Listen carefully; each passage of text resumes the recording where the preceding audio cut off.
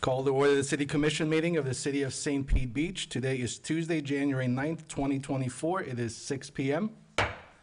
If you'll join me and stand in the Pledge of Allegiance, please.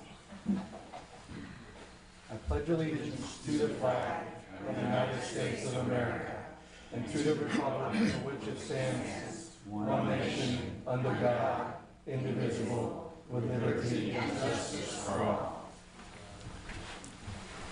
City Clerk, if you'll please do the roll call. Commissioner Marriott. Present. Commissioner Philps. Here. Commissioner Lorenzen. Here. Mayor Petrilla. Here. We have a quorum. Thank you. First, we start with a recognition of Colette Garston for 30 years, I hope I pronounced that correctly, for 30 years service to the City of St. Pete Beach. Thank you. It's a real honor tonight to recognize an employee who has served the city well for over 30 years. And I say over 30 years. Colette Garston. She actually started back in 1990 as a school crossing guard. Yep. And then as a part-time clerk with the city clerk's office. And then she was gone for a little while. I guess she'd had enough and left for a little while. But then she came back in 1993, so she's been here continuously since 1993, where she started out there in personnel, what we call personnel office back then, I believe. Yes, sir. And then she was promoted, or she was transferred over and became the administrative assistant to the city manager. And that's the position she was in when I started back in 2014. And actually, Colette was the very first employee that I met when I came as one of the finalists for the city manager job. And Colette greeted me so well, and thank you so much for that, Colette. And so then she became my administrative assistant. Then she had an opportunity to move over and into human resources, and did a great job with that for a while. And now she's moved over to the fire department. So Moving on up. she has been all over the city, and she's over there as a fire inspector. And Jim, you may have some additional things you want to say about that. I do. We typically don't ask our employees to make that many changes in the course of a career, but I will tell you, moving from one administrative position to another is probably easier than the last move Colette made, which was coming over to the fire department to be a fire inspector. There's some physicality to that job. There's some additional training to that job. And Colette persevered and made that change despite some hurdles that were going on at the time. So I really admire Colette for her fortitude and for her perseverance through that. And standing here today as a fire inspector that contributes to the safety and of the citizens, the employees, as well as the visitors. So, Thank you, Jim. congrats. Thank you. Thank you very much.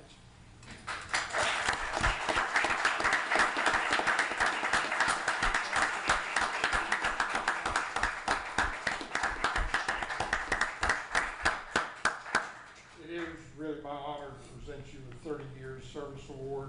Thank you so much for all that time you spent with the city. Thank you, Wayne. Colette. I appreciate it.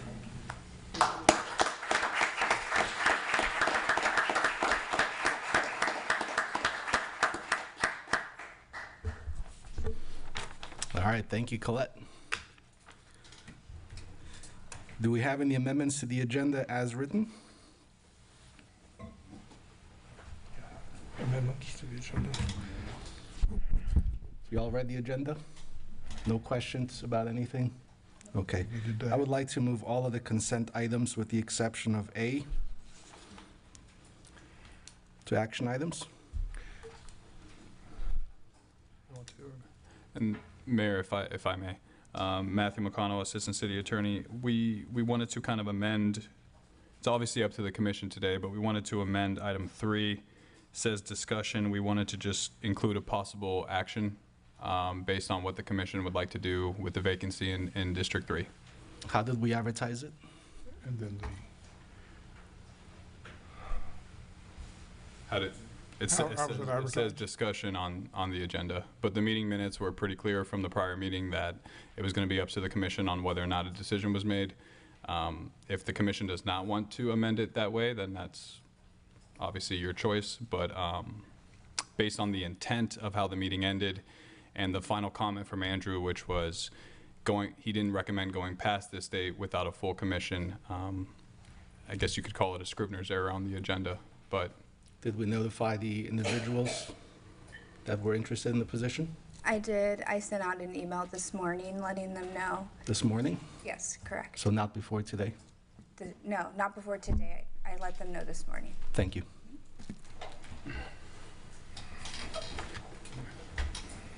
Mayor, if I may, to add to that, there is a area on the agenda for discussion items, and this is not under discussion items. So I think that was just a scrivener's error or some use of the word discussions, but I think it was pretty clear in the record that there was going to be possible action, and anybody interested in being appointed was put on notice at that meeting that they should be here. But again, it's a commission's decision.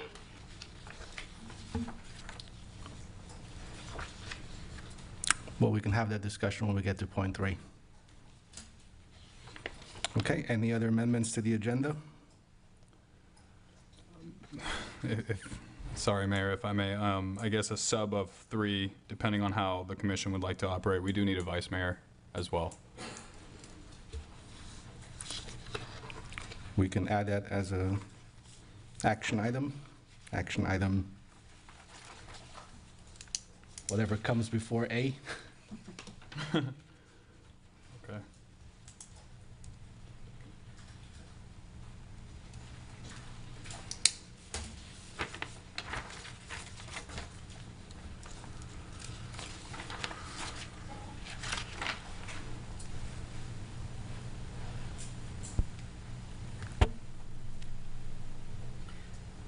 So do we need a motion to approve the agenda as discussed?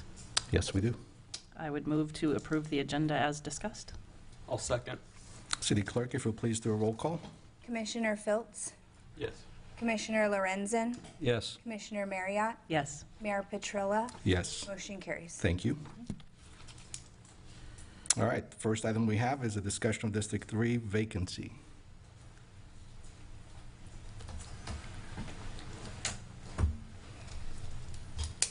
Mayor, I'll start this off. So this seat is vacated by Commissioner Frislowski, as you know, as of the 30th of December last year.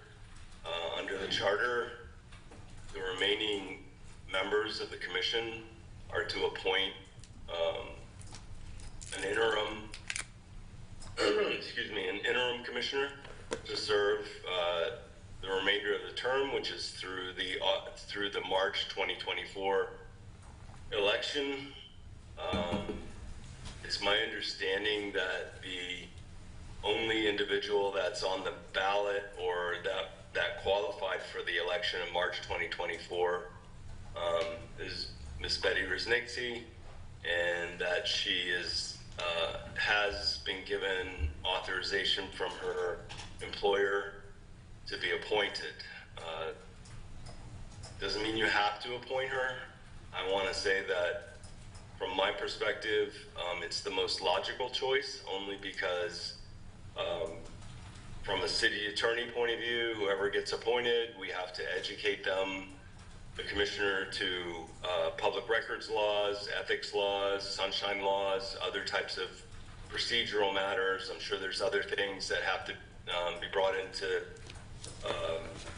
consideration, and I would just think that the logical choice would just be go ahead and appoint Betty Resnicki, since she's prepared to take that seat, and we wouldn't have to redo it in March.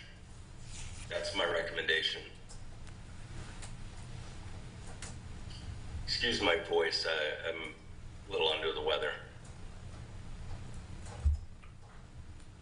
I think you're doing well there. Recognizes District 4. Thank you. Yeah.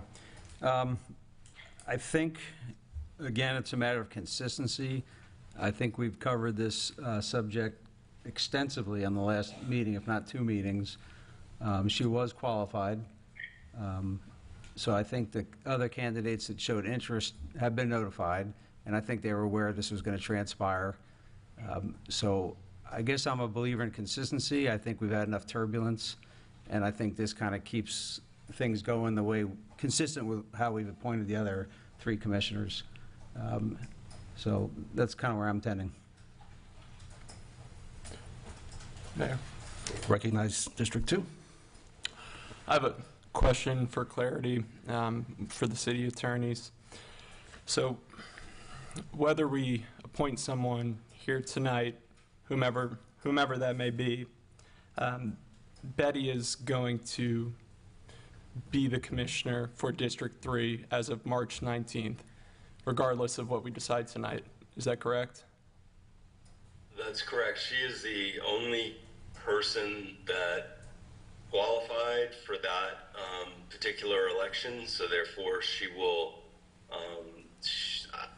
be the only person that's elected to that seat. I'm not sure if she's even going to be on the ballot, but I'm not sure how the supervisor of election handles it, but she is essentially going to take that seat. There is no challenger. Let me also make a quick comment about that. It's been brought to my attention that I used the phrase commissioner-elect at one of the past meetings when we were talking about that. The use of that phrase was really to distinguish the difference between District 1 and District 3, because in District 1, it's different. There's 2 people that are going to be on the ballot, and I simply use that as a way of distinguishing the 2 things. You're technically not commissioner-elect until after the election and before you take a seat, so I just wanted to clarify the record on that.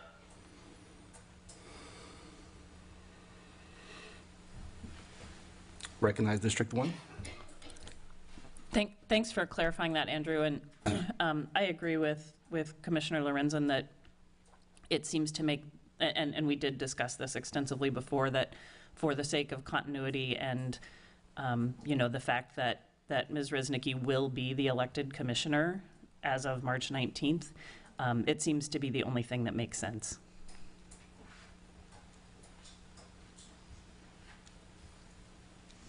Do you have any opinion on the issue, Mayor? Do we have any audience comments, City Clerk? I did not receive any cards, but that doesn't mean if anybody wants to come forward, they can. If you'd like to fill out a card, there in the back, yellow card, bring that to the City Clerk and we'll recognize you. I'm torn because I remember our discussion and I don't have any issues with the discussions that we had last 2 weeks ago, almost 2 weeks ago now.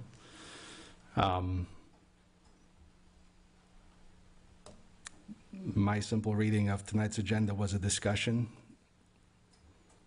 It doesn't say we're going to be making an appointment. It sounds like the individuals were not notified until this morning, so with less than a few hours' notice. This is in no way a reflection of anything related to Betty. But I think we need to make sure that we provide people due notice. And I'm not sure that that's happened in this case.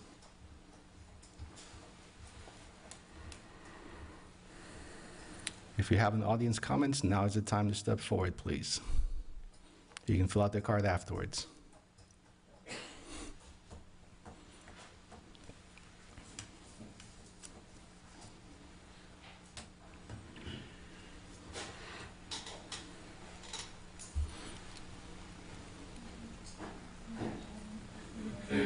Please state your name and address for the record. Hello, my name is James Carney. I've been a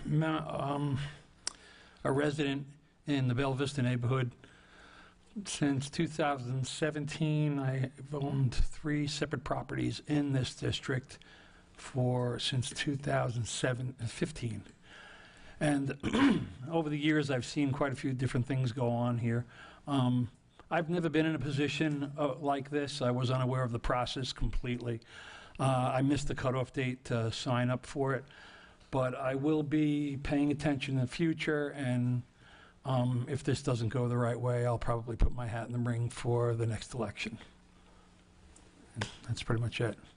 Thank you, sir. I would be interested in serving, but not for 3 months, because for exactly what you stated, you have to get yourself indoctrinated into the rules and the whole process. And I think for 3 months, it's a waste of time.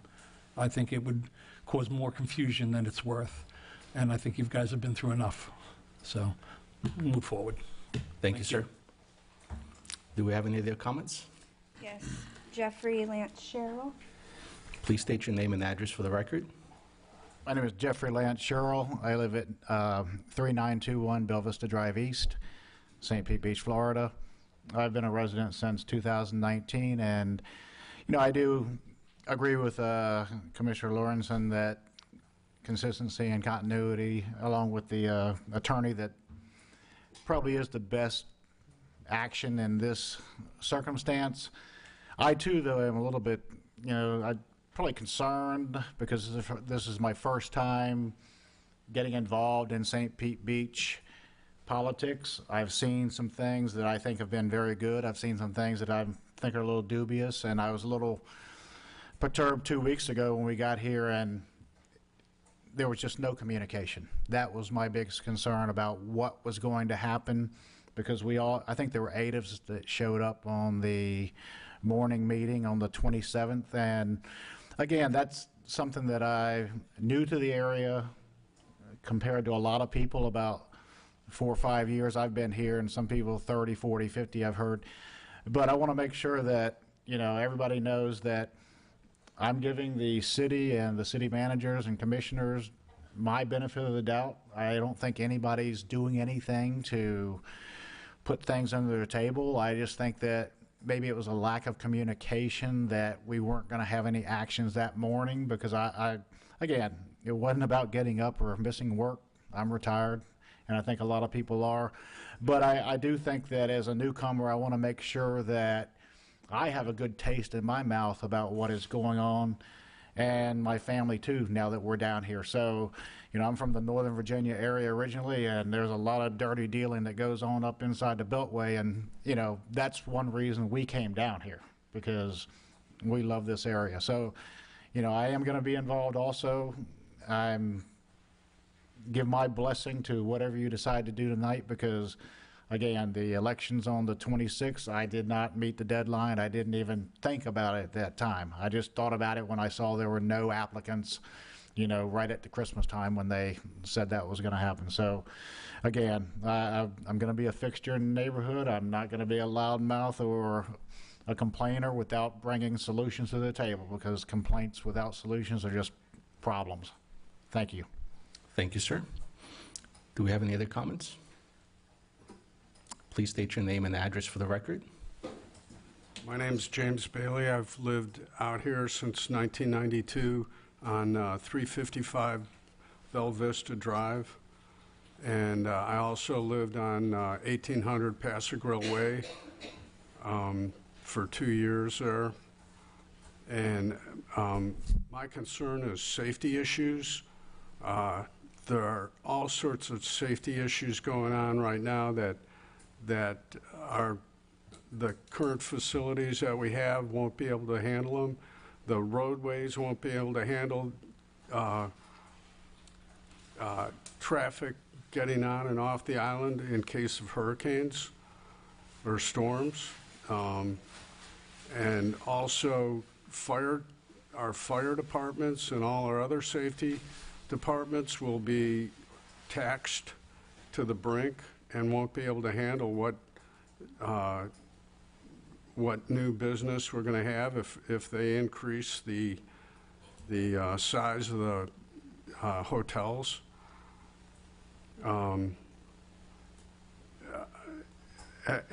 We can't even put a bathroom on the beach. We've had for 10 years. We've had the same number of restroom facilities there, and that's a health issue right there.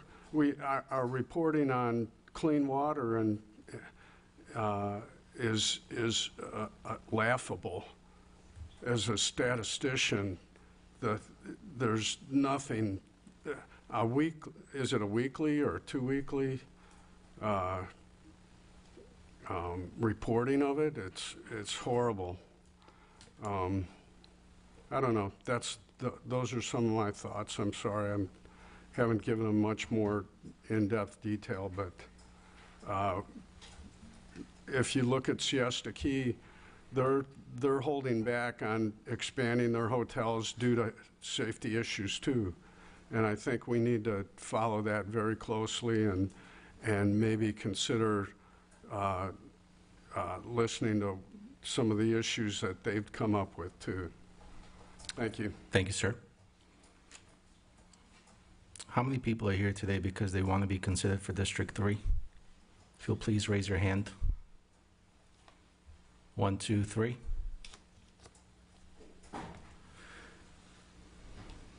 City Clerk, are those still on the city website somewhere? Yes, they're on the city clerk page under the general election tab of the city's website. Thank you. Also, I just wanted to say that on December 28th at 11:25 in the morning, I sent an email to all those interested candidates and apologized, letting them know that had I known anything differently, I would have communicated such.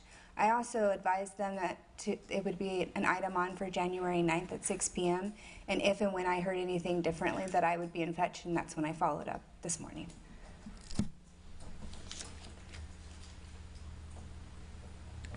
Well, I think if we're going to be consistent, we should follow what we did for the other districts, which is we interviewed the individuals that were present and willing to put their name forward.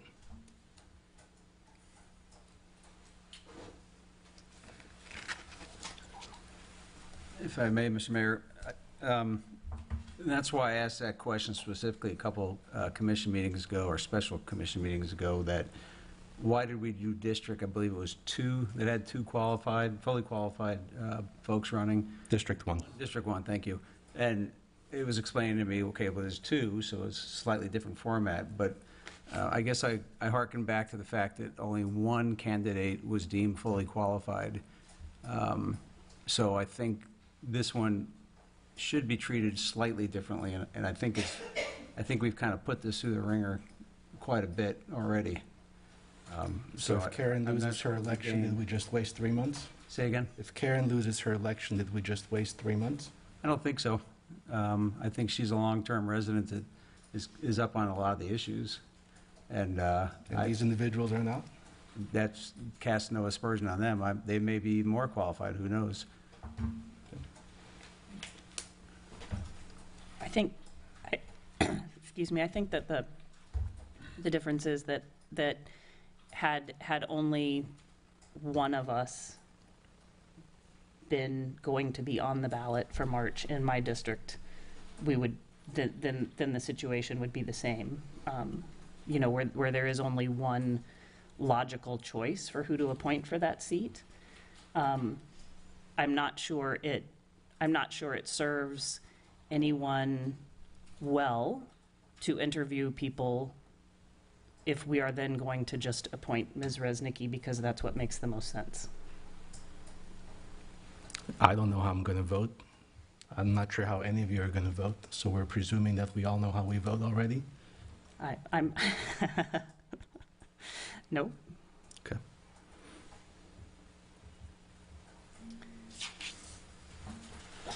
Mayor? Sure.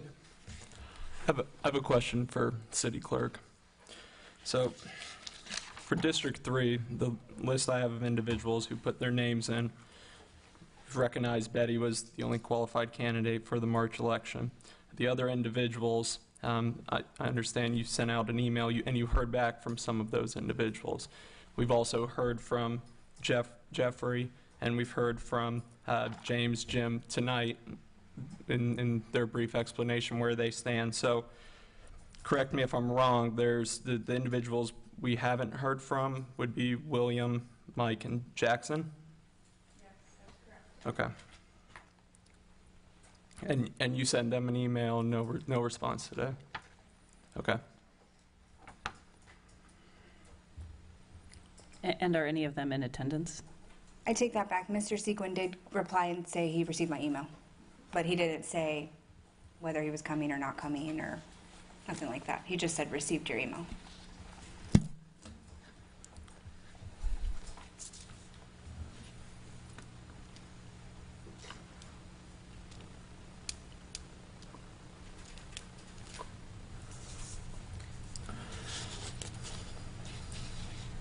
May I, Mr. Mayor?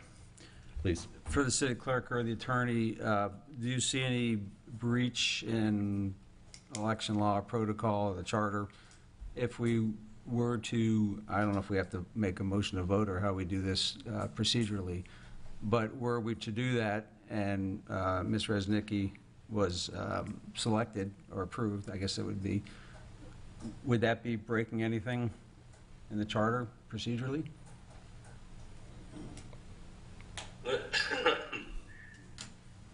Honestly, like, here's the situation. I'm getting a text message from a guy named Tom Rask who's threatening a lawsuit because of apparently he thinks that this is a discussion item and not an action item. Now I'm getting text messages from Tom Rask who's threatening a lawsuit because he believes this is a discussion item and not a action item. I'm a little unclear about this. I'm not sure what he says, something about a letter that he wrote to the city. But I mean, the charter's clear. The commission gets to a point. If you want to be extra careful and cautious, you can put it off for 2 weeks and interview everyone, make it clear on the agenda that this is an action item, and instead of like the mistaken word that says discussion of District 3, I mean, okay, let's be ultra conservative and do that. And, you know, people like Tom Rask will stop texting me and threatening lawsuits. I mean, if that's how you want to go and operate, but I'm just telling you from a logical point of view that I believe strongly that at the last meeting we talked about taking action on District 3. In fact, I made it that recommendation. I wouldn't go any further, meaning that I wouldn't wait for Betty Resnicki past the 9th, because it's not in the best interest of the city to have 4 commissioners, because you can frequently end up with a tie vote, and that's not good for the city. But if you want to avoid apparently a threatened lawsuit from Tom Rask, who I guess is now some kind of reporter with, I don't know who he is. I mean, I've met him a couple times, but you know, you could put this off for two weeks and bring it back up at your next commission meeting and put it under, be very ultra clear on the agenda and put it under action items so that it's clear, and everybody who wants to be considered for this seat, show up, do the interviews, and go through the process, then do that. And if I may, Andrew, if you put it under action item, you have to take action. So I think the idea of putting it here is it gave you the flexibility of not taking action. But if you make it an action item, you must make a decision on that agenda at that meeting. So I just want to point that out. It's just unfortunate that the wording says discussion of District 3 and vacancy. It should say discussion and possible action. That's what it was supposed to say, but it doesn't. And if you want to avoid being sued by Tom Rask and be held by Tom Rask, held up, you know, that's fine. Then reword the agenda and bring it back in 2 weeks. Maybe Tom Rask is in the audience and he can come up and speak to what he's talking about. He said he sent an email or a letter to the city.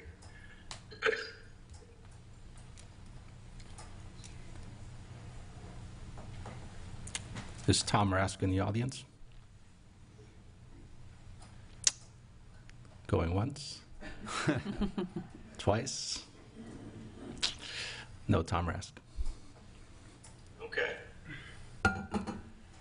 Mayor, if I may, I kind of feel like it's paralysis here, and I've read all these emails from Tom Rask as well, and it's kind of a damned if we do, damned if we don't scenario here. There's always going to be somebody that's unhappy, no matter what the committee or commission decides on. So I just wanted to throw that out. But I'm kind of in the mind of forge ahead with what we said, what we all thought was going to happen tonight, regardless of whether the language was not exactly precise. But that's kind of how I'm feeling. Mayor, Go ahead. I would like to move item 3, the discussion item of District 3 vacancy, to an action item. I move to move the number 3, discussion of District 3 vacancy, to an action item. City Clerk, can that be done? I don't know. You've already approved the agenda. Which included that change. It was, yeah, it was a discussion that it would be discussed at this. That was the part of the change, that it would be discussed whether to take action. Yes. If I may comment. So the interpretation is that it's not just, I mean, if it were to be just a discussion item, it would have been placed under that section of the agenda. The word discussion is just being used as, for some reason, I'm sorry. That's all. I didn't, you know. Mayor, if I may. Go ahead. Since it's a discussion item and we're discussing it, I'll just using logic here. Going through the 1, 2, 3, 4, 5, 6, 7, 8, 9 individuals, forgive me if I'm pronouncing any names wrong. Al-Qazi emailed City Clerk. He's withdrawing, correct? Okay. Jennifer McKenney, she withdrew her name, correct? Okay, Betty, we know Betty's here. Sam withdrew his name, correct? Jeffrey, he's here. We heard from him. Got a brief opinion as to where he stands.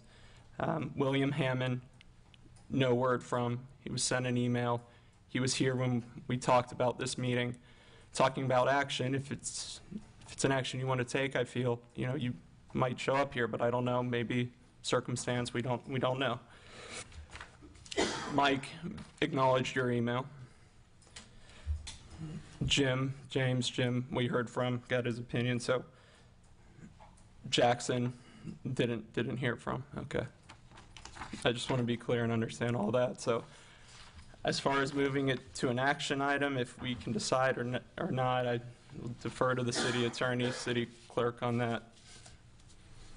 City attorney has given you his opinion. It is now for us to make a decision. So if one of you would like to make a motion one way or the other, we're happy to entertain that. I would like to make a motion to appoint Betty Reznicki as the interim commissioner for District 3.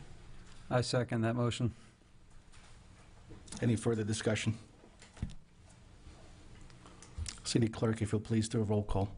Commissioner Lorenzen, Yes. Commissioner Marriott, Yes. Commissioner Philps, Yes. Mayor Petrella. I abstain. You cannot. Yeah, you cannot abstain. Then you have a no. Unless you have a voting conflict, you must vote. Okay. Then no. Okay. Motion carries 3-1.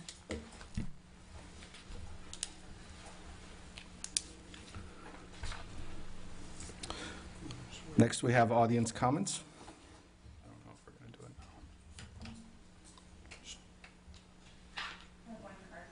it. John Kurzman. Please state your name and address for the record. John Kurzman, here on the way Please south. speak into the microphone, John. We can't hear you otherwise. I was just rushing the clock, you know.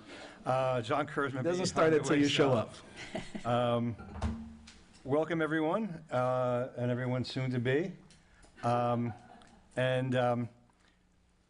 main thing is that I think everyone, I sent you an email earlier today, and it was really about the Serrata, but it's really in general, too. Normally, when you're elected, you get to have the opportunity to campaign and meet the public, and the public gets to meet you. And then after you're elected, there's even time for the public to meet you, and you meet them and share opinions. You get to really learn your constituents. You've been deprived of that.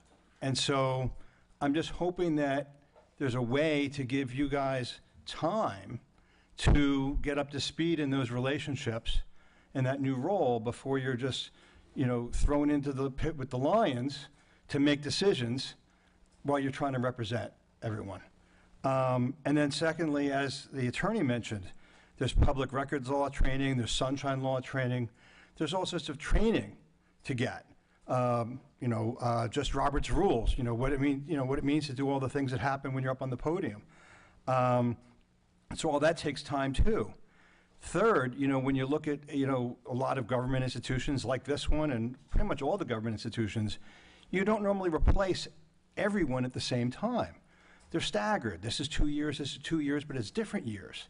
So you always get to look at the other people and see what they're doing, and you get the feel of it, and you can see how they're handling those issues. And you're being deprived of that too. And that makes your job harder also. So one of the things I'm just really hoping also is that the staff can help you. Because I know when I look in the past, a lot of the times you'll get items in your packet which comes out literally, I think, 3 or 4 days before a meeting. You have to read everything in the packet, learn it, understand it, and then public is trying to make comments on it, and they're trying to communicate. And then you get to the meeting, and someone's saying, well, oh, here's the spreadsheet that goes with that, or here's the correction to the table that goes with that, and you're trying to decide things on the fly. So I really hope that in the interest of things that everyone can help give you more time to make your decisions, recognizing that you're new in the role, and really give leniency and really give everybody more time to take the pressure off of you. And if there's some way to defer, really, if some way so that you, in this stage, certainly before the election or before the August election, or just give you more time, if you could somehow hit the brakes on maybe some of the major decisions that have to be made, so that you don't have to make the major things right up front. Ease into it a little. Start making some of maybe the small things and gradually move in, because this is like you're making decisions that could be very major for people, and it's just to be fair to you guys too, to do the best you can. Thank you. Thank you, John. That actually brings up a good point, City Clerk. Has everyone received their orientation packages for new commissioners? Yes, I sat with each of them the day that they were selected, administered the oath, and then I prepared a folder with a copy of Attorney General opinions, a copy of the presentation that the legal team and I put together in the summer. I gave them a USB and the PowerPoint. I printed off the link for the Sunshine Manual, which is a downloadable PDF, which is a lot easier because you can do Control F. So there's that. There's a cheat sheet on parliamentary and Robert's rules. Matthew and I sat with the two, Commissioner Lorenzen and Commissioner Filtz, and heavily discussed things.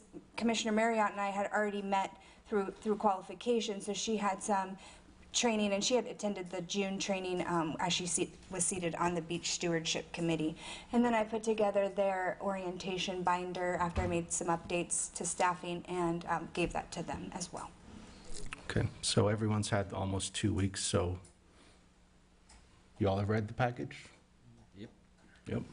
Good on parliamentary procedure, Robert's rules? Yes? Okay. All right, next we have item 5 sub A. Vice Mayor appointment.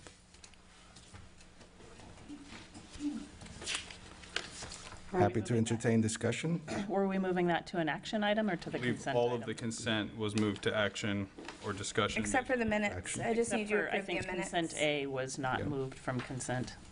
But we moved the Vice Mayor discussion as the first point in the action items. Right, but we're still on the consent items, correct? So then we're 6A. We need 5A. I need you to approve the minutes or not approve them, do something with them. Okay.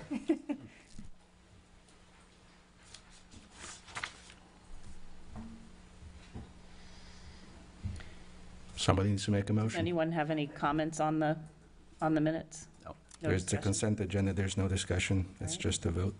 I would like to make a motion to approve the commission meeting minutes from the December 5th, 12th, 18th, 21st, 26th, 27th, and 28th meetings.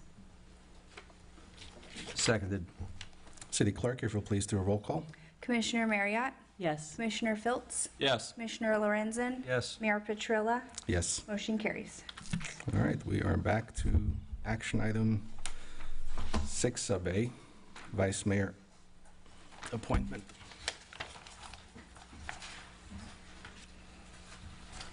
If I may. You so recognized? I would like to suggest that Commissioner Lorenzen be appointed vice mayor. In the meetings that we've had so far, I think he's shown a pretty good grasp of the process and of what's happening. And also, he's the most senior of us, I guess, by a meeting. So, so that was my thought. But I'm happy to discuss anything anyone else has to say. And I would love to know what the mayor would prefer as well.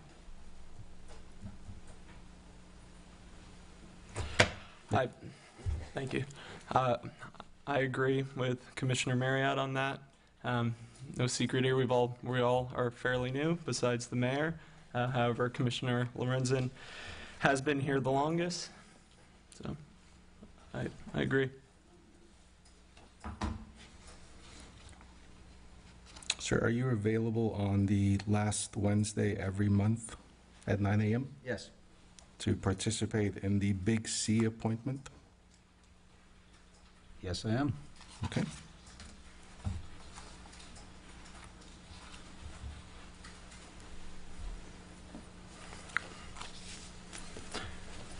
I move to appoint Commissioner Lorenzen as vice mayor. Second? City Clerk, if you'll please do a roll call. Commissioner Filtz, Yes. Commissioner Lorenzen, Can I vote on myself? yes. You may. Yes. Commissioner Marriott, Yes. Mayor Petrilla, Yes. motion carries. Next, we have action item 6A, the Southwest Little League Agreement.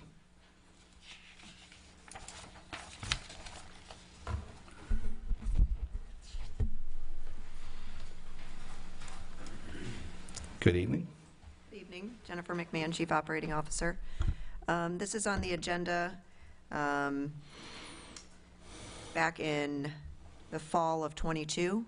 We were informed at the time that Southwest Little League was going to disband and move their players into the Madeira Beach Baseball League. They did so in the spring of 23 and played that season with them. And they can speak to their experience that, but they wanted to come back and rejoin and bring back together the Southwest Little League here in St. Pete Beach, where it's been based for, they can speak to the amount of years, number of years, decades, based here on our fields. What we have is, when they disbanded, we did a contract with the Madeira Beach Baseball League to use our fields. And now we have, in fact, 2 agreements with 2 leagues now that the Southwest Little League has rejoined. We tried this past fall to work together to be able to share the fields, but it is their wish to come before you, so they are the sole league that utilizes our fields. I would like to bring up some of the board members if they'd like to speak and why that request was, if you'd like it to come up. You don't need a card, you're good. But if you'll please state your name and address for the record. I'm Nick Bongiorno. I live in North Beach, 420 77th Avenue. We're here today to basically bring back Southwest Little League to our St. Pete beaches, where it's been for, like we mentioned before, decades. Southwest never disbanded. Southwest never went away. It was always there. For one season, they told us that it had gone away, so we had no choice but to go to Madeira. But with me and a couple other dads that are local residents here, we found out that Southwest never actually, in fact, lost its charter. Southwest never disbanded. So we got in contact with Little League International in Williamsport and our district as well to find out if Southwest Little League was still around. And in fact, no one had ever even contacted them saying that Southwest Little League was going away. So we teamed up with them. We found out that we were able to bring teams back to the league and play on our fields. And this is when we realized that we were under a contract with the city that was still in good standing, but Madeira Beach was as well. We tried working with them to share the fields. Egan Field, which was home for Southwest Little League for the 6 years I've been a coach there, we got it for 3 hours a week. We had to play with 80 kids on one field at beautiful Hurley Park, by the way, but 80 kids, 7 teams on one field. It's impossible. 3 teams a night. We're inconveniencing parents by having to stay late till 9 o'clock with elementary school kids trying to do these things. And all we're asking for is just our kids to be able to play on our fields. We're not trying to hinder anyone else from playing. All we want to do is I want to be able to take my son up to the field 8 blocks from my house and play baseball, where he started playing baseball at, because it's a Southwest field. And that's pretty much it. Thank you, sir. Yep.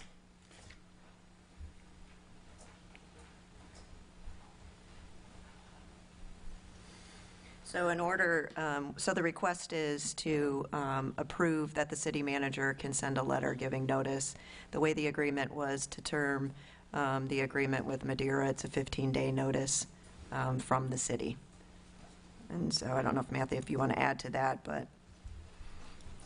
No, I think that covers it. In the agenda on page 114, subparagraph 3, it lays out the 5-year term, which began January 1st, 2023, but it allows the city without cause to cancel this agreement upon giving 15-day written notice. The motion in front of you today would be to authorize the city manager to go ahead and issue that notice, effectually canceling the agreement with Madeira Beach. Mayor, could I add one thing? Yes, sir.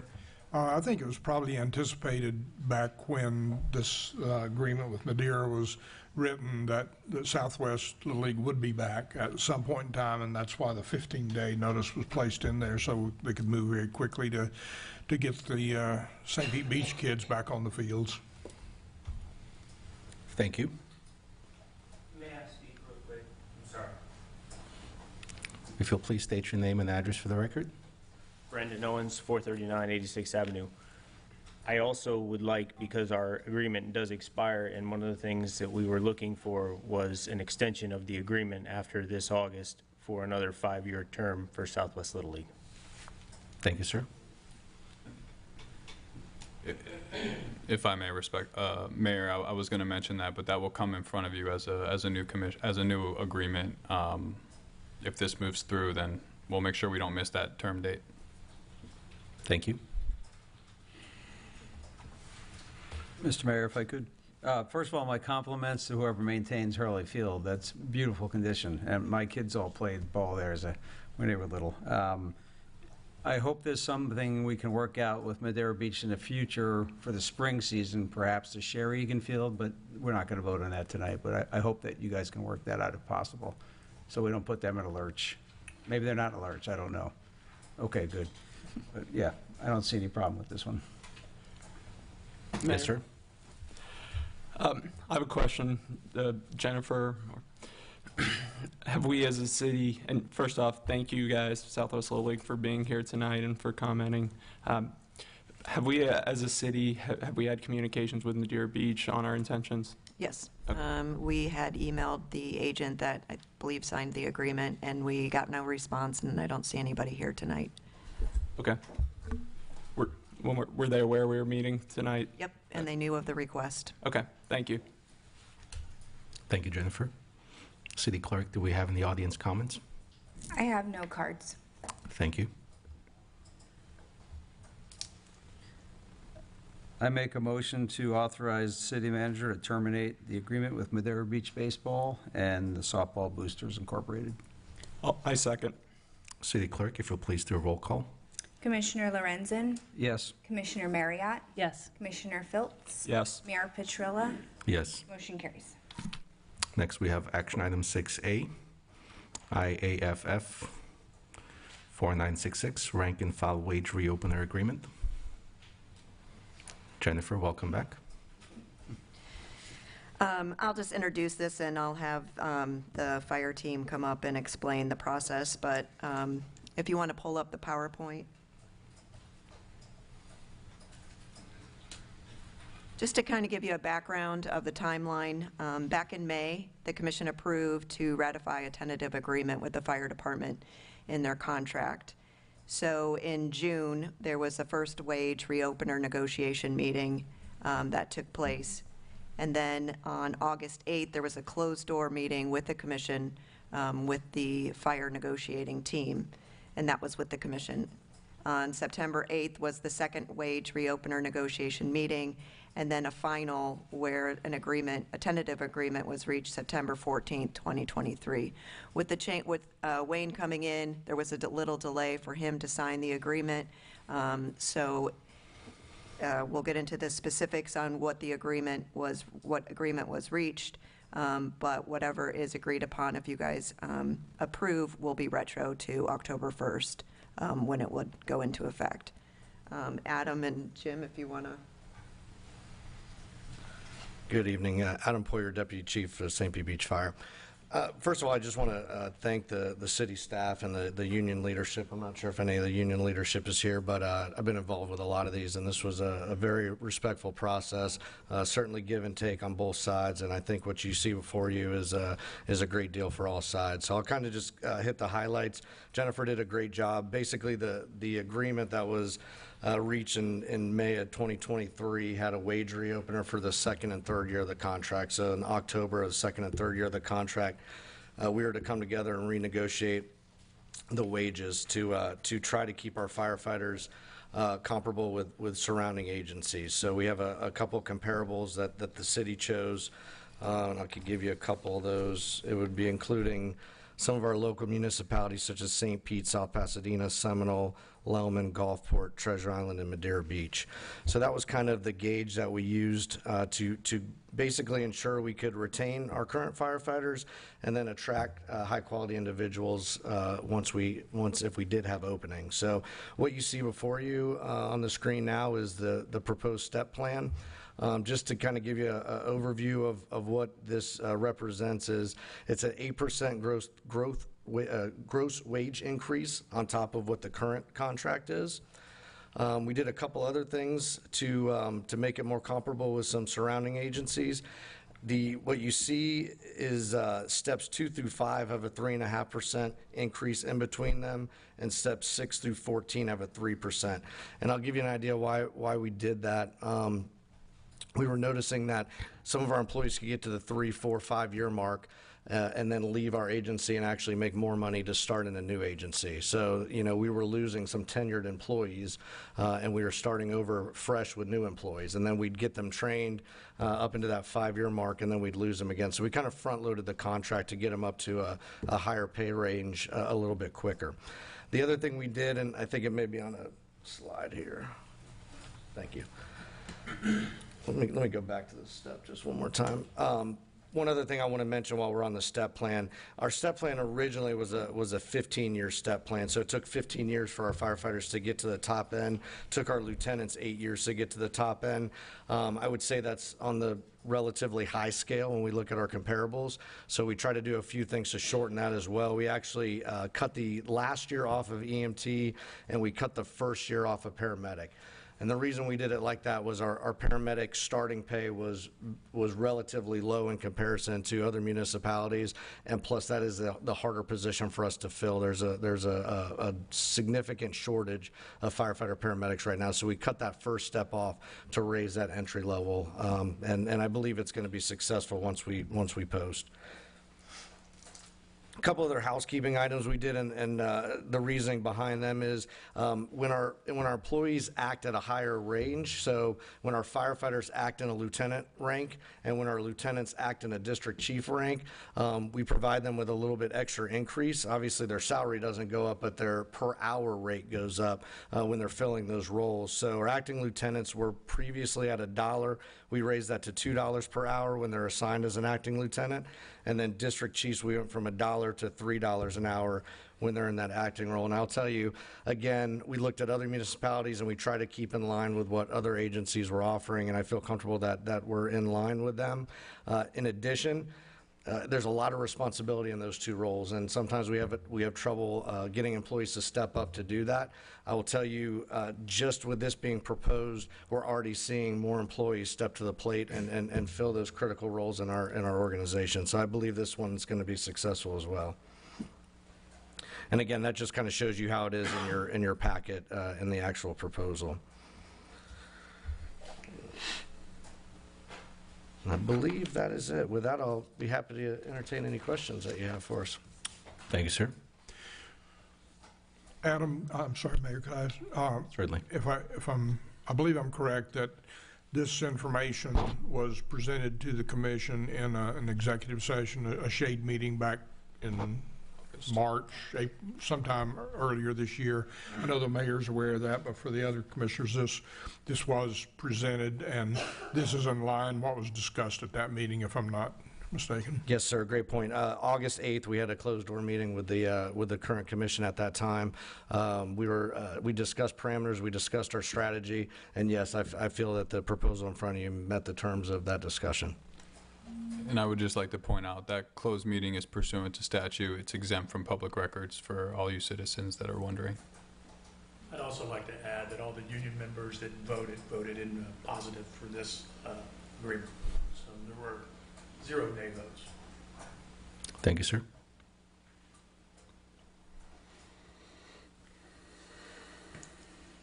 If I may, Mr. Mayor, since you were the only one of us who has been involved in all of these discussions leading up to now, does this to you look like it's in line with all the previous discussions that were had with the commission?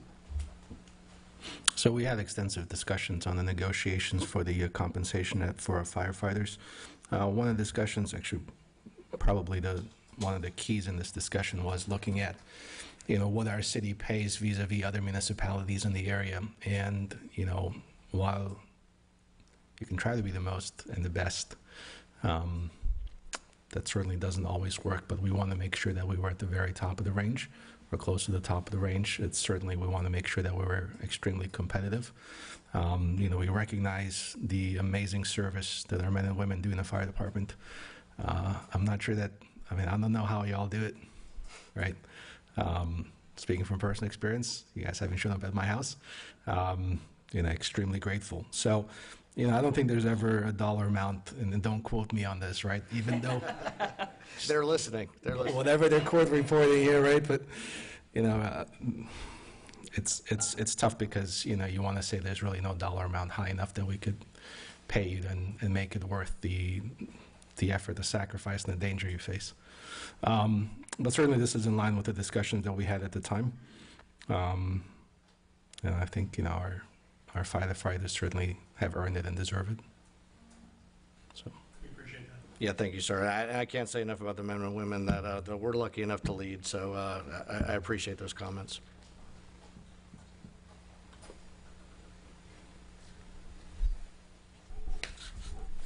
So I'd like to make a motion to, or do we need audience comments on this one? City Clerk, do we have any audience comments? I received no cards.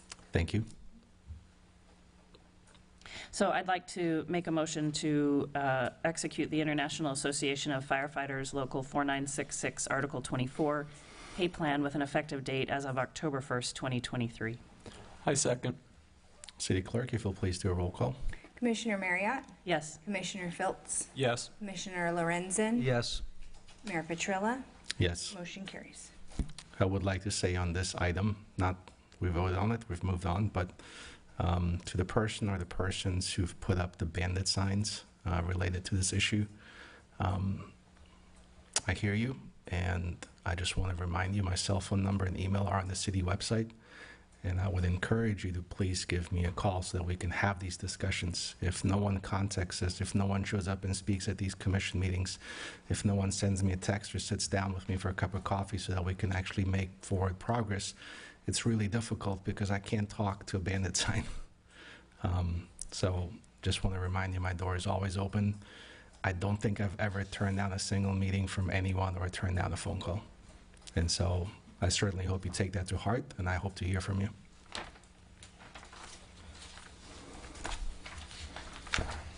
All right. Next, we have a lot of consent items.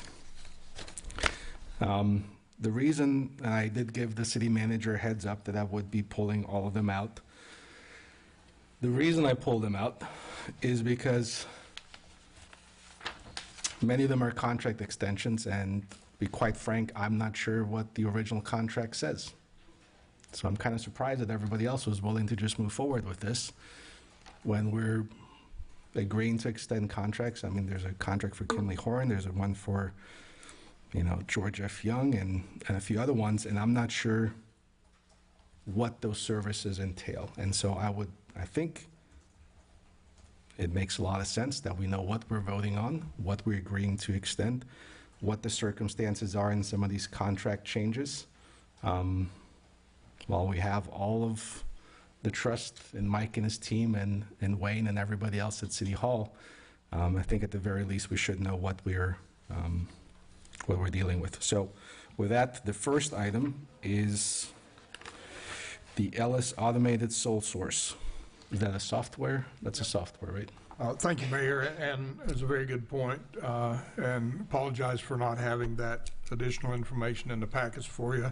Just as a little preface to it, back in, I believe it was 2020 or 21, the city put out a request for qualifications for engineering firms for a variety of type services. The thought at that time was that if we can get a group of qualified firms, then we can move forward quicker, at a quicker pace when certain projects come up for the city instead of having to go out for each individual one. So we went through that process. The City Commission approved a group of contracts with various firms, which some you see in front of you. And it has worked well. That way we can, each firm, when they presented their qualifications, it was for specific type services. So this is the first time for these to come up to do a one-year extension. I've asked our Public Works Director, Mike Clark, to address some that, hey, Mike, to address the ones that he deals mainly with, and also COO Jennifer McMahon is here that can address a couple of them that she deals with. So, Mike, if you would, I believe the Ellis Automated is one that deals with our sewer system, if I'm not mistaken. Mike Clark, Public Works Director. That's a good intro, Mr. Saunders. The Ellis Automated System, consent item B, moved, really has a lot to do with what's called SCADA, which is a Supervisory Control and Acquisition Data Program. And what we're dealing with is a software program that communicates between the pumps and the pump stations at our lift stations and our computer for monitoring purposes, so that we can see graphically and statistically and data-wise that everything is functioning as it should function. So when we say sole source, it starts out as a proprietary issue because of the software design. Somebody has to sit down and actually think through the code to write a program that does what we want it to do. And that includes updates as time moves forward. But just because we call it a sole source doesn't mean that that individual or that company is the only person out there in the world that can do this type of thing. So we do put sole source contracts out for competition prior to bringing them to you for consideration. In this case, there were no other persons or companies that raised their hand and said, hey, we can do this for you, we can do it better than they can. And so Ellis still stands alone as a sole source proprietary computer software that we use to make sure that the conveyance system and the pump systems of our sanitary sewers are functioning as designed. Thank you, Mike. And if I may, Mayor, when it comes to sole source, I just want to hit on the legality of it because Mike is absolutely correct. There are some sources of equipment or things that we will get that are absolutely, there's only one person that provides them. But even then, we are required pursuant to statute to post it on our website and do a quasi-solicitation in a way to allow maybe someone we are unaware of to come forward. Because if something were like that were to occur, then we would have to go out and solicit it and go through the proper process. So I just want to confirm that everything legally that was required to be done for this sole source was in fact done. Thank you, Matthew. No problem. If I may. And SCADA is the same thing that the water treatment plants are all using, the same computer system, basically. Every utility out there has a version of the same thing. Thank you.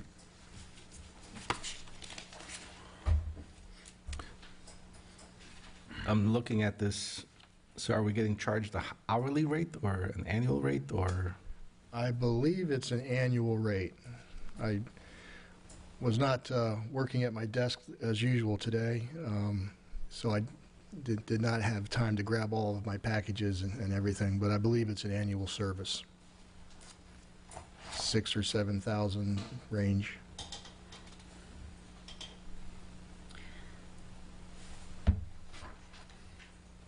I'm just looking for the right page here. Mayor, I think I find the page. I know of which page you are speaking. And so there's an email that has current labor pricing. And is that extra services, or is that part of the contracted services? Again, without reading the contract in front of me, I believe there's a base that gives some, some services, that we buy this software, so to speak, and then we have hourly rates to provide services when the system needs to be upgraded or somebody has to come out and visit. There are times when the physical plant itself, either the controls or the electronics or something of that nature, they fry out due to a lightning strike or something of that nature. The chips fry out, so somebody has to come out, replace those chips, and perform on-site physical maintenance. But I believe that it should have I think it has two components to it. I think there's a base pay, and then there's a hourly rate to provide services that are unforeseen. Perfect. And this contract renewal is a year, correct? Yes, I believe so. I don't know if there's an extension of that also built in. We usually ask for a base year plus 2 or 3. Matthew? It's a 3-year agreement. Okay. Okay. I'm sure it's just because I'm blind, but I don't see a price. Correct. Is there a dollar amount? I mean, There's not. The scope of, and I was going to mention, because our office reviewed the agreement, but if you do make a motion, I would make it contingent on an updated proposal, because all I see right now is rates as well. so do we send this back for an actual contract with a proposed price so we know what we're voting on? That's a commission decision. Mayor, and perhaps, Yes, sir. perhaps with what the previous price tag was as well? Previous year or current year?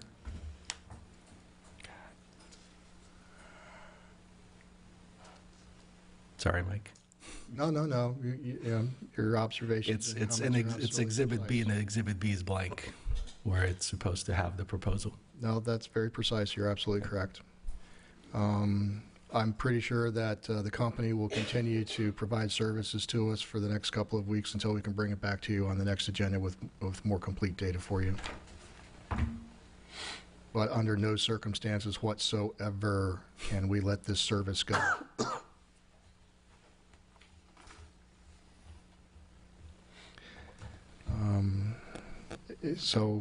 I'm in communications with our city engineer. He's reading the contract also. The base software is free. There's no base set amount, so it looks like we're being charged for the hourly fees as needed. And so we don't have an actual set fee because we really have no idea what those added fees will be, but those hourly rates are not that significant in our sanitary sewer budget. So even if it were to cost us $10,000 next year for that sanitary sewer system, That is a very insignificant cost for us. So then are we getting charged the hourly rate, so not an annual rate, not a contract rate? It appears that way, yes, Your Honor. Okay.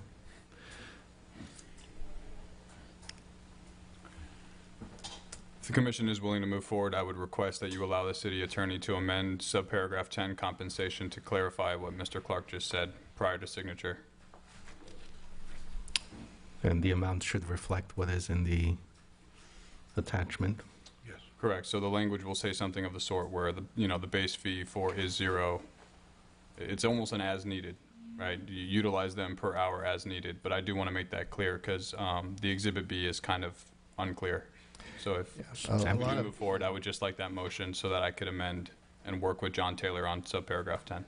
In that case, what we have done in the past is we take our historical costs, and this is not the first year of Ellis. We've had them for several years. We can go back and we can capture the previous annual costs, and we can set a not-to-exceed fee. When does the contract expire? It is expired. Correct. They are servicing the city out of good faith right now. Okay. When did it expire? I think it may have expired several months ago. And I believe that's why we went out and advertised for this, rather than, this is not one of the extensions I talked about earlier. This was advertised, but it turned out to be the only one that responded as a sole source. Correct. I don't have the commissioner, the previous commissioner from District 2 here to remind you that we've had several contract expirations like this. Are we going to keep finding more? Is that what's happening? Again, Mr. Saunders, I know you're stepping into a tough position coming in, so I'm not casting blame. I'm just trying to understand, because it seems to be a pattern. Absolutely, and I was aware of that issue, and early on, after I came on board, we did have a meeting with all of our staff, specifically talking about contracts. Everyone brought in their list of contracts, their dates, and we did find a couple more like this that have expired, and that's why we could not extend it. We had to go through the process again. Thank you. Any further questions for Mike? We wouldn't be able to move this to an action item to tomorrow's agenda, could we? It's an action item tonight. Didn't think so. All right. It is an action item for tonight. So we can vote on it today, or we can decide that we want to see the rest of the contract with the amendments from the city attorney, and then vote on it in 2 weeks. May I ask a question? Certainly. Do you, Mike, I don't know how many of these you're going to speak to, but do you see others that are expired that you'll be discussing tonight with A through I? Potentially all of them. Potentially expired? Well, if we don't vote tonight, yes. Yeah, I think this is the only one that has expired, but we do have some other ones that are that's why we have them tonight, because they're about to expire. Okay, so this is the only one that is expired? I believe so. Isn't that right, Mike? It's the only one I know of right now, as the mayor pointed out.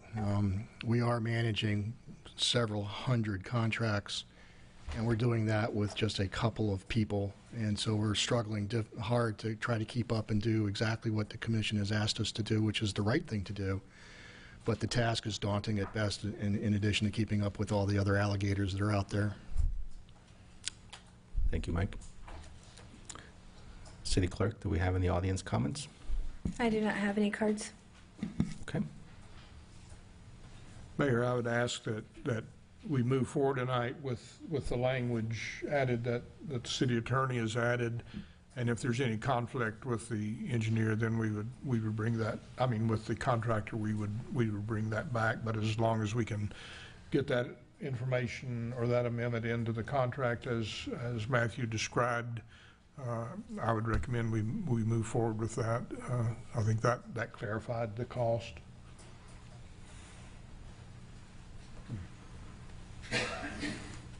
I'm not sure I understand what the motion we're being asked to do then. Is it to?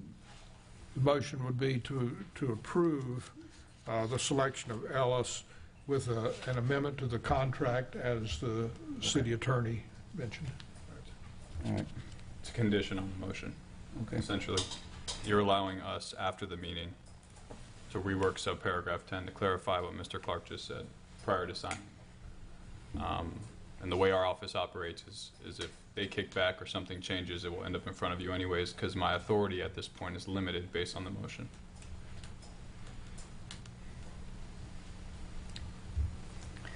Mayor, are you comfortable with that, or would you prefer to see it come back to us in 2 weeks?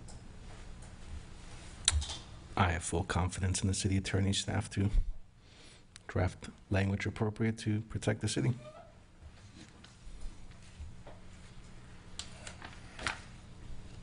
All right, I'll ask the new commissioner question. For the consent items, do we have to vote on each one, or do we do them as a group at the end?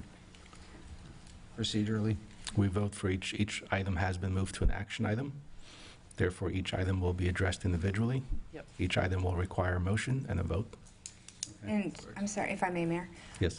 In the agenda reports, on each of those consent agenda, there is a request for the motion. So if you want to just read what's written by staff on all of these, that will assist you in what staff needs for approval.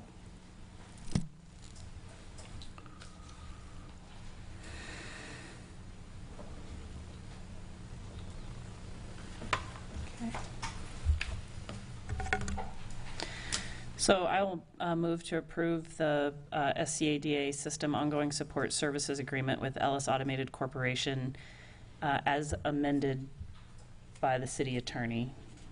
Would that be correct wording? And authorize the city attorney to... And authorize the city attorney to amend the contract as discussed. Perfect. Seconded. City clerk, if you'll please do a roll call. Commissioner Phillips? Yes. Commissioner Lorenzen? Yes. Commissioner Marriott? Yes. Mayor Petrella? Yes. Motion carries. Thank you. Mike, welcome back. Thank you, Your Honor. You're very popular tonight. Next, we have item 6K. There's a whole bunch of them, sorry. 6D. Yeah, but we've moved it to the action items. Gulf Boulevard undergrounding, Phase 1 change orders. We had a change order a while back, a couple months ago. Yes. Okay. Is this, and there were 7 or 8 points on that change order. This is in addition to that change order? Yes. Okay. Can you help us understand what's going on? So the good news is our contractor has completed Phase 1. Okay. So Duke Energy will now take over and continue. So you're not going to see a Phase 1 change order 9, 10, 11, 12. This is it. As we have discussed many, many times, in a project such as the undergrounding of Gulf Boulevard electrical system and communications, our drillers, we run into all the other utilities that occupy space underground. Sometimes we know where they are, and sometimes we do not. And so if we were to stop construction every time we come across an anomaly out there in the field, and we wait until we get the cost to fix that problem and get it onto the agenda and we get the commission's approval, then we would be starting and stopping and delaying these contracts for months and months and months, time after time after time. And so it has been our practice that in exception of very exceptional circumstances where we should stop the contractor, that we roll with the construction in order to keep it moving so that we do not incur demobilization, delay, and remobilization costs, which just basically eat our contingencies away. And so in this case, we have 4 change orders bundled in a package for your consideration. The first 2 deal with a relocation of a piece of equipment because of an existing utility that was not correctly marked on the design. And so for the new commissioners, the reason that that may happen, there's a process called subsurface utility investigation, SUE. When you are in design, it's advantageous to go out and dig things up to verify the exact location of where the other utilities are at. It could be sanitary, it could be water, it could be reclaimed, it could be another utility, communications. You all have seen people drilling all over the city in all kinds of different directions, and we don't get those as-builts until we ask for them, and sometimes they are incorrect as we receive them. So we can go out and we can spend a considerable amount of money digging a lot of holes, and I'm talking hundreds, in order to verify where all these other utilities are. Or we can go out and we can dig for the ones that are known to be the most difficult problems and would cost us the most amount of money if we hit them without knowing they were there, and we take risk on the rest. And that has been our position in the past. It's a balance, it's a judgment call based on our experience in the city. And so we do dig up, we do perform subsurface utility investigations on those pipes and other utilities that we believe if we did disturb them and we didn't know about it ahead of time, that they would cost us a lot of money. For example, the 18-inch diameter transmission line for potable water, we do not want to hit that. We do not want to hit a 6-inch gas line. And we don't want, so we go looking for those. Other lines, we think we know where they are within a few feet, vertical or horizontal, and sometimes those as-builts are off by a couple of feet, 3 feet, 5 feet, as much as 10 feet. And in those cases, in this case, in change orders 4 and 5, that was the situation. We came across those that we did not do a subsurface utility investigation on, and this is the result. Now, I will tell you that had we dug that up and found it, we still would have had to have placed and moved that equipment. Okay, so there was no rework done here, but the equipment did have to move from point A to point B and the conduit associated with it. So we would incur that cost regardless of whether or not we found it first or found it later. In the case of change order 6, we are operating on a Department of Transportation road. It is not ours. And they get to dictate certain factors on that street. One of those is the street lights and the photometrics associated with how close together the street lights are and where they are located, adjacent on a sidewalk. And in review of the photometrics, the FDOT directed that we add 8 additional street lights to the project. And the last one is another FDOT issue. We did some relocation of our conduit out from underneath the sidewalk into and underneath the bicycle lane along a couple of blocks of road, about 5 blocks. You may remember that it's all on the northbound side. About the last 4 months or so, you may have run across those detours. There were steel plates in the road that we had to run over. The DOT initially said that we could make pavement repairs on each individual location, but the limits of those pavement repairs came within 10 feet of each other, and then the DOT came back and said, well, because it's only 10 feet, you need to go ahead and do the entire thing. And so this is additional requirement to fill the gaps in, so to speak, between the individual holes that we had to dig. And so the FDOT is very stringent on their pavement paving profiles. And so that's a short synopsis of the change order package before you. Thank you.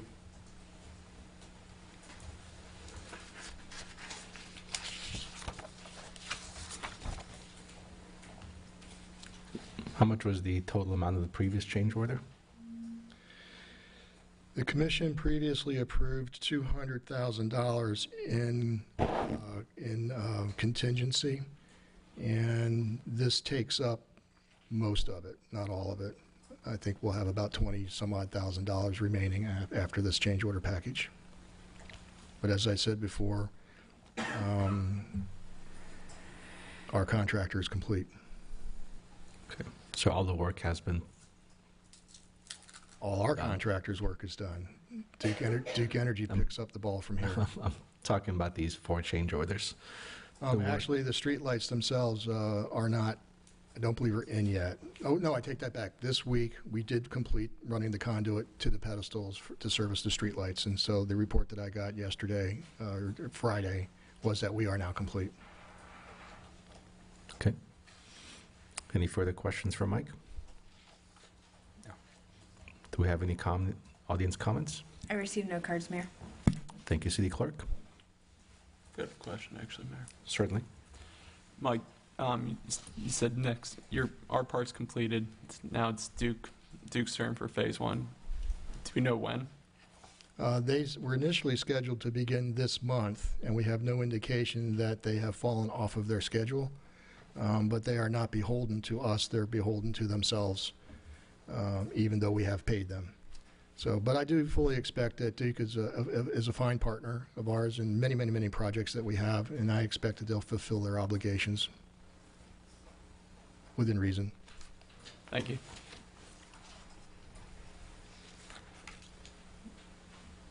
That's it for me.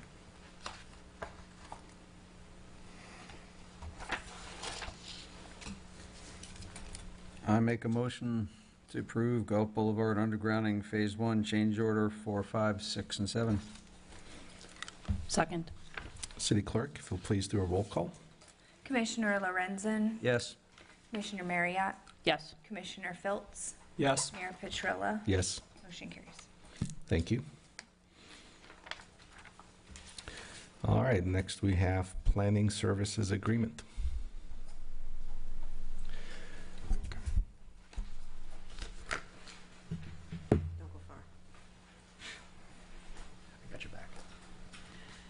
Yes, the planning service agreement is with Lynn Rossetti. She is our historic preservation expert that we contract with, so she handles the certificate of appropriateness, the local designation. She works directly with our historic preservation board. If you were doing some FEMA, she's also a flood plan manager, so we utilize her as right now she receives the state grant that the city receives every year for $50,000 to do survey work. That will be upcoming this year in the Don Cesar neighborhood and the Bella Vista neighborhood. So that is what that agreement is before you. Thank you. Mm-hmm. Any questions?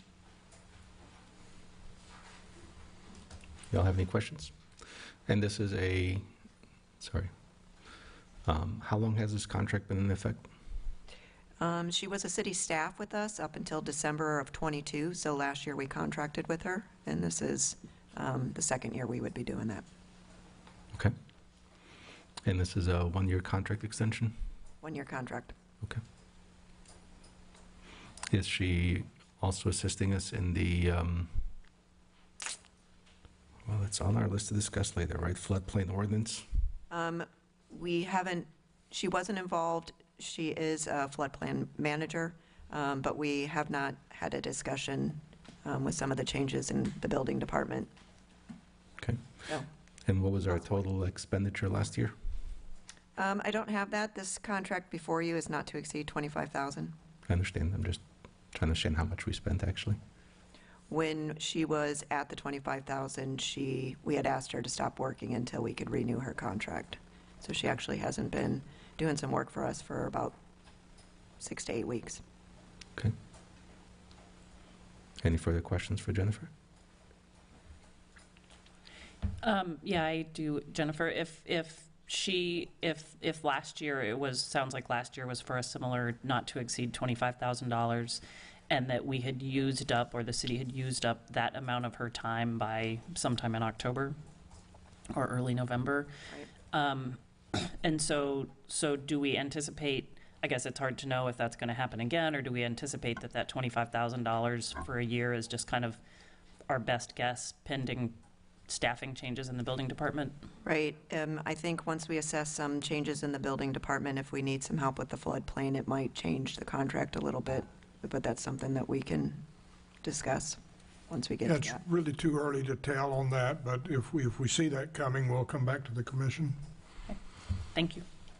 Thank you, Jennifer. Do we have any audience comments? I received no cards, Mayor. Thank you. Hold on. Dr. Isman, I didn't get to fill out the card. I wasn't aware what planning services referred to. Now that I understand it's floodplain. During the summer, I made the floodplain administrator aware of an issue where the FEMA map had a large number of homes in AE 10. Mr. Kurtzman, just real quick, we were discussing this at 8. Would you rather speak then, or would you rather speak now? Well, this is referring to what I think could be a use of this consultant. Okay.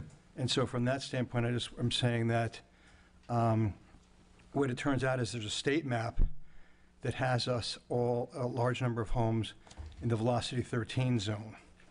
And when I contacted the state, they said that this is something that only the they said it was an error, that the state map is wrong, but that only the local floodplain administrator of St. Pete Beach can correct it. I let it go because the state stopped referring to that map as much. However, I bring it up again now because the new ordinance refers to using any map they'd like, but also because I've heard from numerous neighbors now, they've had insurance problems. And what they also found was that one agent might quote them $3,000 after another agent had quoted them $10,000 for the very same company, the only difference being the agent. That suggests to me that one of them is using one map versus another when they go to the rating system. So I think it's very important that we might consider, since maybe there's another way to prioritize it, but that we maybe consider this resource or some other to get the state map fixed, and I can provide more details. As I offered our building department recently again, but there's been some changes. Thank you. Thank you, sir.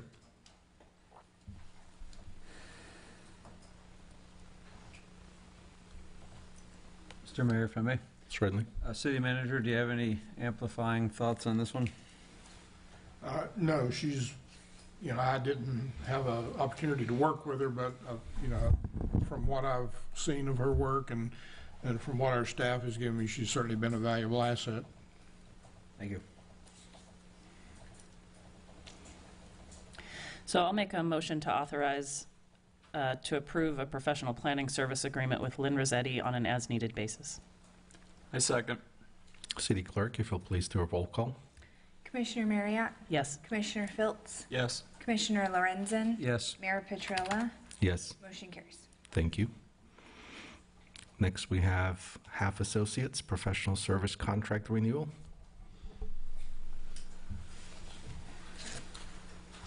Yeah, on that, Mayor, I just want to piggyback. I was waiting for these, but I think Wayne did a great job of outlining this. This is pursuant to 287.055, right? So these are all CCNA contracts, which are Consultants Competitive Negotiation Act. It is one of the strictest statutes to abide by when talking about procurement. It is for specific professional architectural, engineering, landscape architectural, or surveying and mapping services. Every local government must abide by it regardless of the amount. This was a very, very drawn-out process where we had a lot of applicants, and I think Wayne covered the rest, but I just want to make it clear that the statutes for these types of things are followed, and once you do it, the idea is to potentially keep them. I think the initial terms were 3 years with 2 one-year renewals, so I just want to kind of set the stage with that. Mike Clark again, Public Works Director. Allow me to follow up. There's a lot of different types of contracts that are coming before you. We have requests for proposals, which is the contractor will suggest this is how I want to do it. We get to pick the means and methods, which one is a better way of doing it for us. There's a hard bid, request for bids. There's a MATOC, multiple award task order contracts, usually for services types of contracts.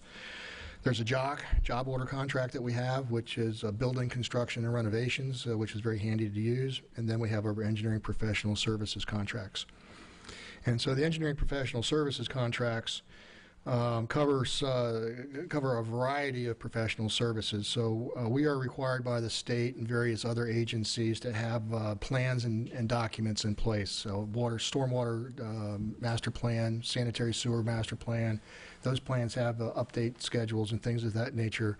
We typically will have a consultant firm do that work for us. They're very, very detailed, very, very dense.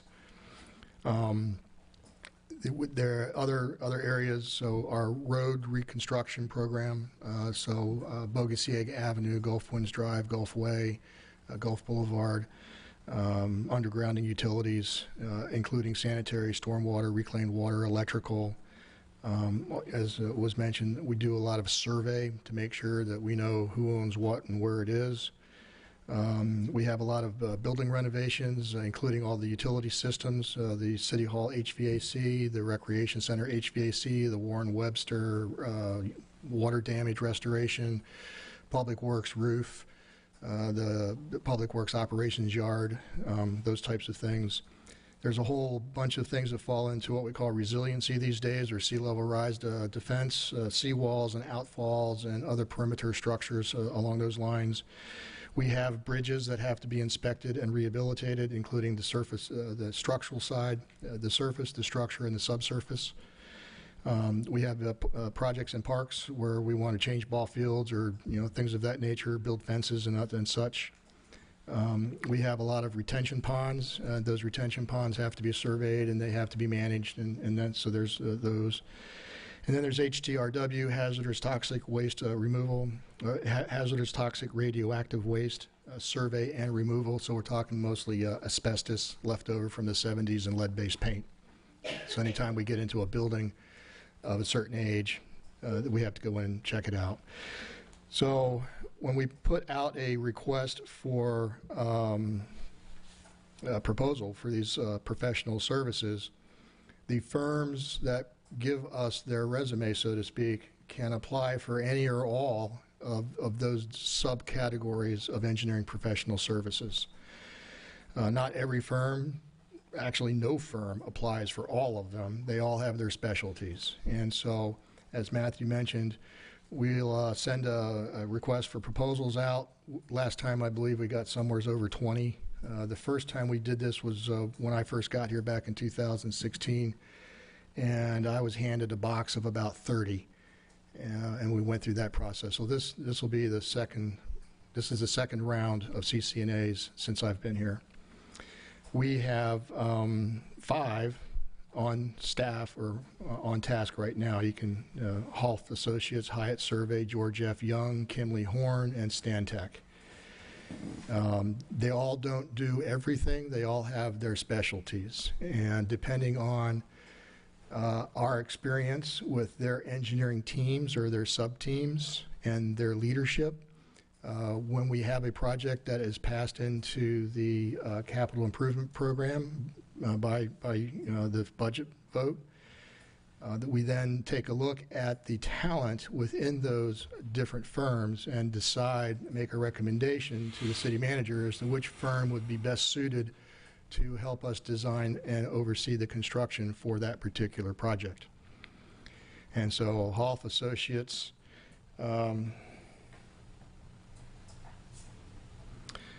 currently has quite a number of projects with us. And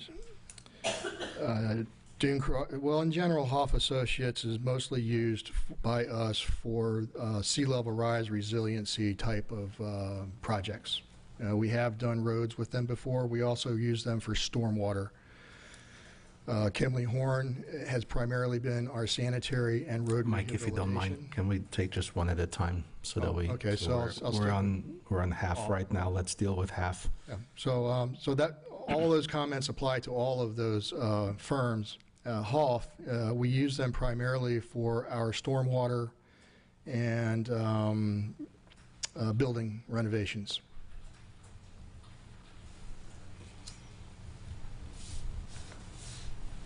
Any questions for Mike? And Mike, on these contracts, these are a contracted rate for service as needed, correct? Yes. For all of them, Half, and we're talking about Half, we will give them a scope of work. We would like you to renovate the HVAC system for the recreation center. And so they will send us back a proposal called a task order. And in that task order, they will re-describe the scope of work to make sure we got it all. And then they will tell us their plan of approach They'll give us a timeline, and then in that timeline, they also give us a list of the different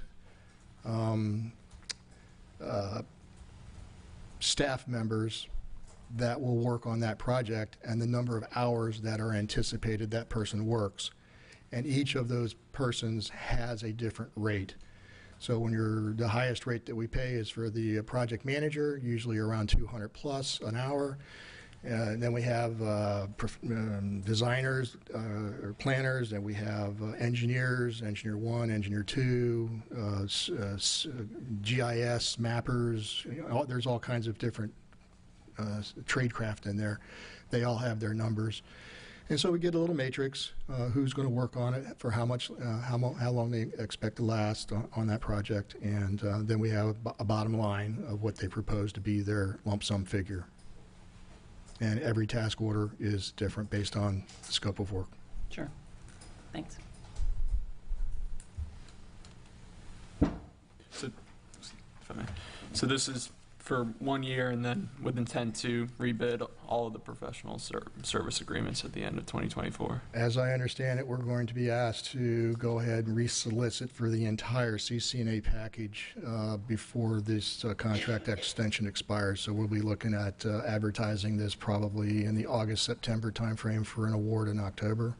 Is that right, Matthew? Maybe even a little sooner, just because you want to get as many back. So I would say at the end of summer, July, August, possibly. Thank you. How much did we spend with them last year? It varies. There's no set spending limit. It's all dependent on the budget that we approve for each project. Sure. And so it could be a couple of $100,000. It could be a couple dozen. It could be $1 million, $2, $3, $4 million. We don't know roughly how much we spent with HAF last year? Off the top of my head, I think maybe $600,000 or $700,000. They have a lot of projects with us. Sorry, did you say 86 to 700,000? Oh, 600,000 or 700,000. Okay. I'm sorry. It was quite the range. It's almost like speccing a Mercedes.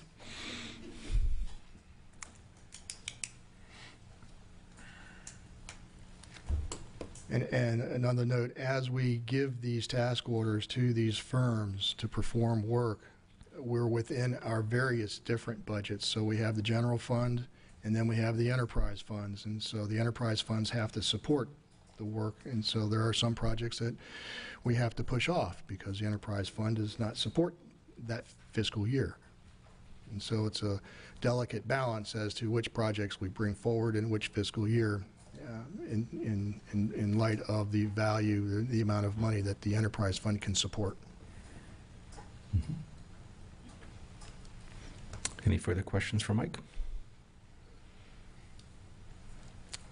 City Clerk, do we have any audience comments? I have none, sir. Thank you. I'll make a motion to approve Half Associates Incorporated Professional Service Contract Renewal. Second. City Clerk, if you'll please do a roll call. Commissioner Lorenzen, Yes. Commissioner Marriott, Yes. Commissioner Philtz, Yes. Mayor Petrilla, Yes. motion carries. Thank you. Next, we have Hyatt Survey Services. This is one where it is unique and specific. It is a survey company. That's what they do. That's all they do. And so when we have a need for a survey, we will go to them more often than not. Other companies do have capabilities, and it all depends on whether or not the survey is knit into the project itself or is the project by itself.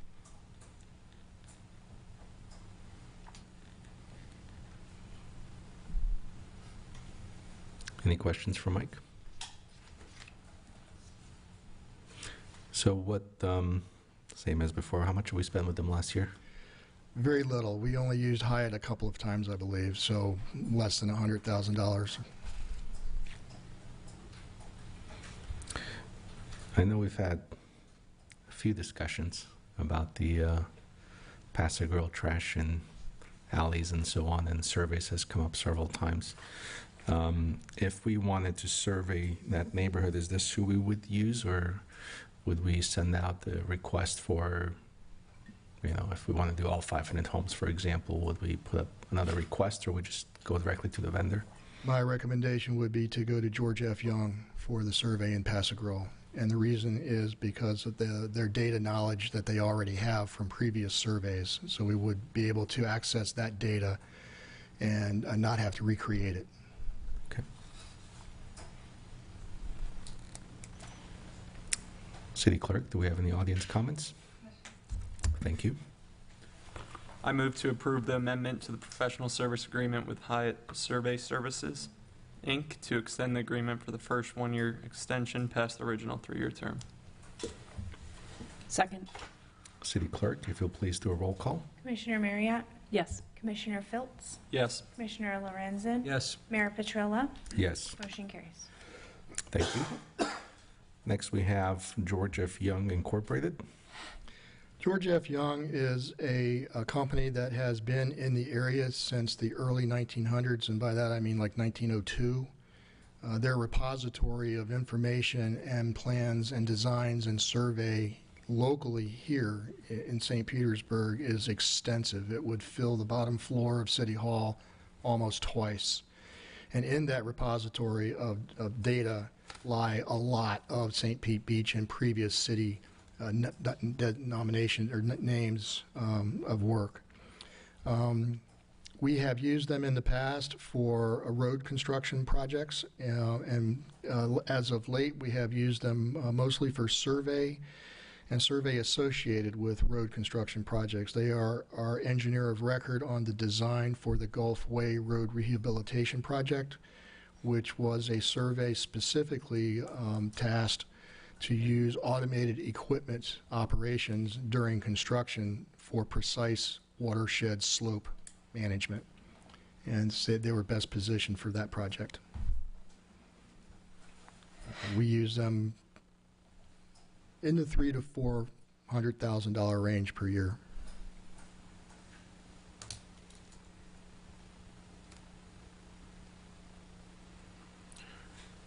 Mayor, I'd also like to add that we have used them as a traffic consultant. If you recall, they had a member of their team here a couple of meetings ago. They were used, our staff used them to review the traffic studies that were presented to the commission for the Serrata project. So we have used them as a traffic consultant.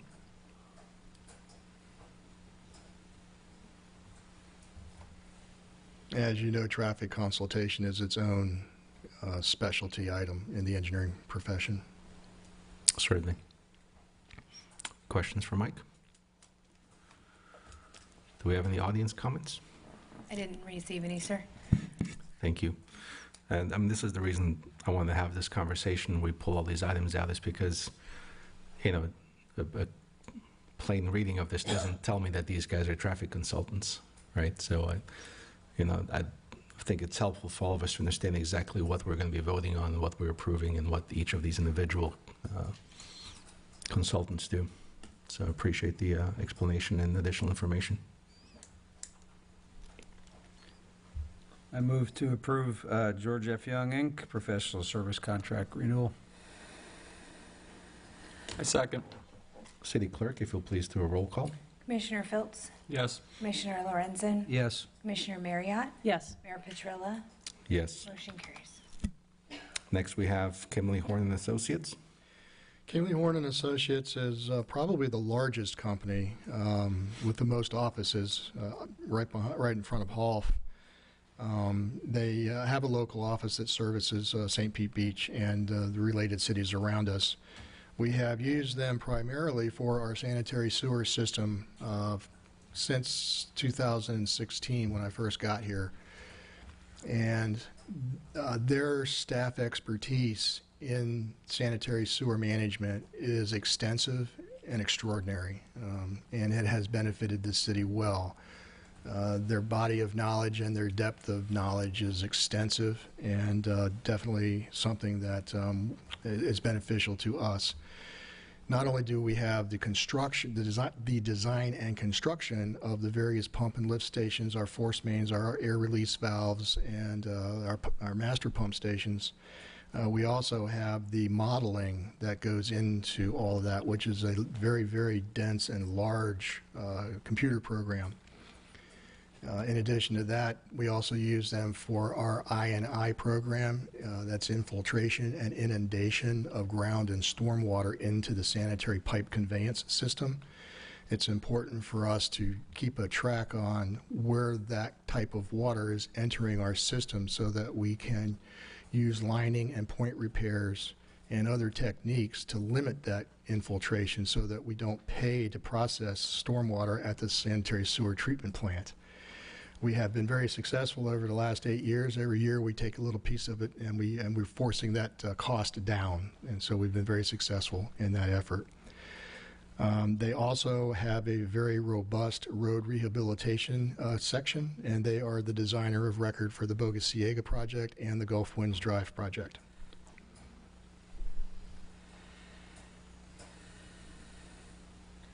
Questions?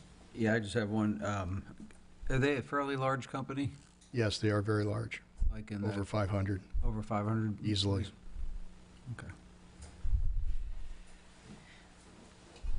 Mike, I have a question.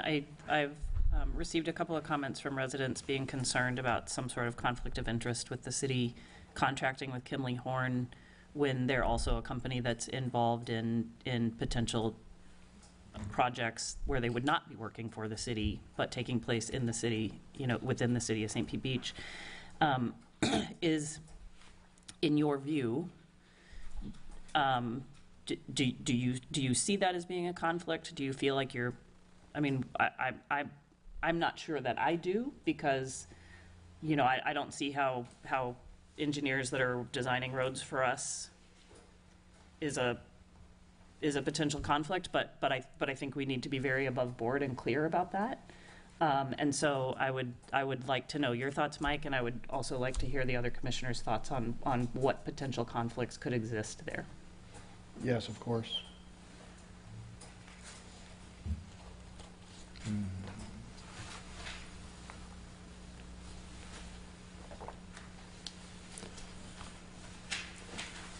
Yep, Mayor. Yes, sir. My understanding is that they're a large company as well. Question for you: how many projects do we have currently with them? Let me get back to Commissioner District 1. I was looking. We need to give you a bigger desk. I was looking through my notes. The task orders that we have contain a non-interference clause. What's the right name for it? Well, the reason that clause is in the continuing service template is because this discussion has come up before in front of prior commissions. Our office contacted Kimley Horn, the representatives. There's conflict language in the agreement. So essentially what we did was tweak our template to actually add a box about conflict, yes or no. If not, please explain. And made that part of all of our templates moving forward for all of our CCNA vendors. So every task order we issue contains a statement of that sort. This kind of transfers over to District 2 Commissioner's question also. Do I have a concern that the engineers who are working on a project for us have a conflict of interest with a private property interest? And my answer to that is no, I have no concerns whatsoever. And the reason is because these firms are as compartmentalized as some of our government agencies, and they are run by different leadership sections of the organization. And most likely, I don't know for sure, but most likely the folks who are working on private interest projects are not even in the same office or the same building as the folks who are working on the municipal projects, because they are vastly different in all contexts what you can possibly imagine. So the other reason I'm not concerned is that engineering is largely math. 1 + 1 will always equal 2. You can't change that. And if you try to change that or obfuscate it or screw around with it, I'm going to find you and I'm going to catch you on it. And the third reason is we have been, when I say we, my city engineer and myself and my staff, we have been working with the engineers on these firms for the last 8 years. We know them personally, we know them professionally, we know their capabilities, and we've gotten to know their talents, which is why we pick different firms for different reasons. Different engineers have different talents.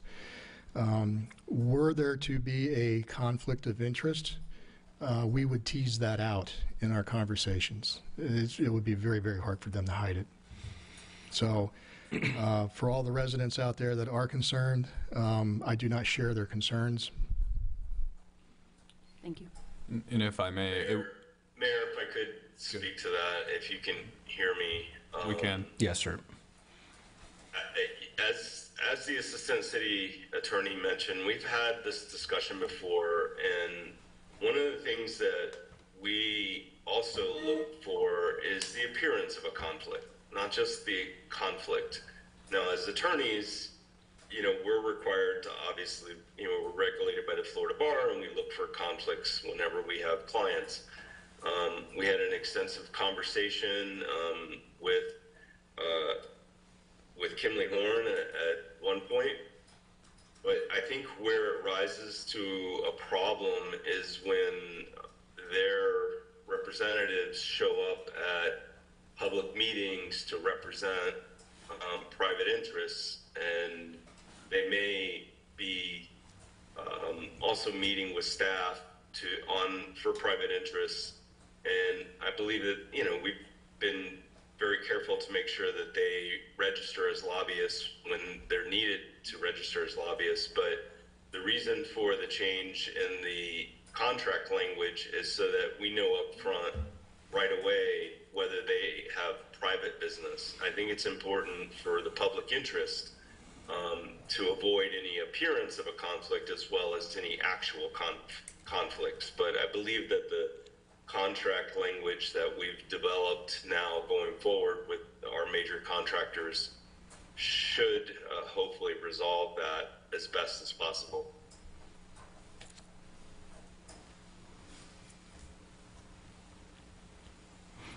Does this contract also include the work for the comprehensive plan that was done in the past year? And going forward, does it include additional planning services? Mayor, I'm not aware of any planning services that we plan to use with them. Mike, you may have something there, but can I get an overhead view?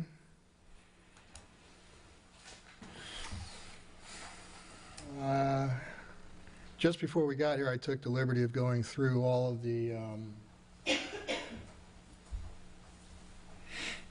current projects that Kimley Horn has working with us. And as you can see, they have various administrative type projects, the stormwater drainage manual, ADA concept plans, comprehensive plan update is listed, and Kimley Horn is doing that one.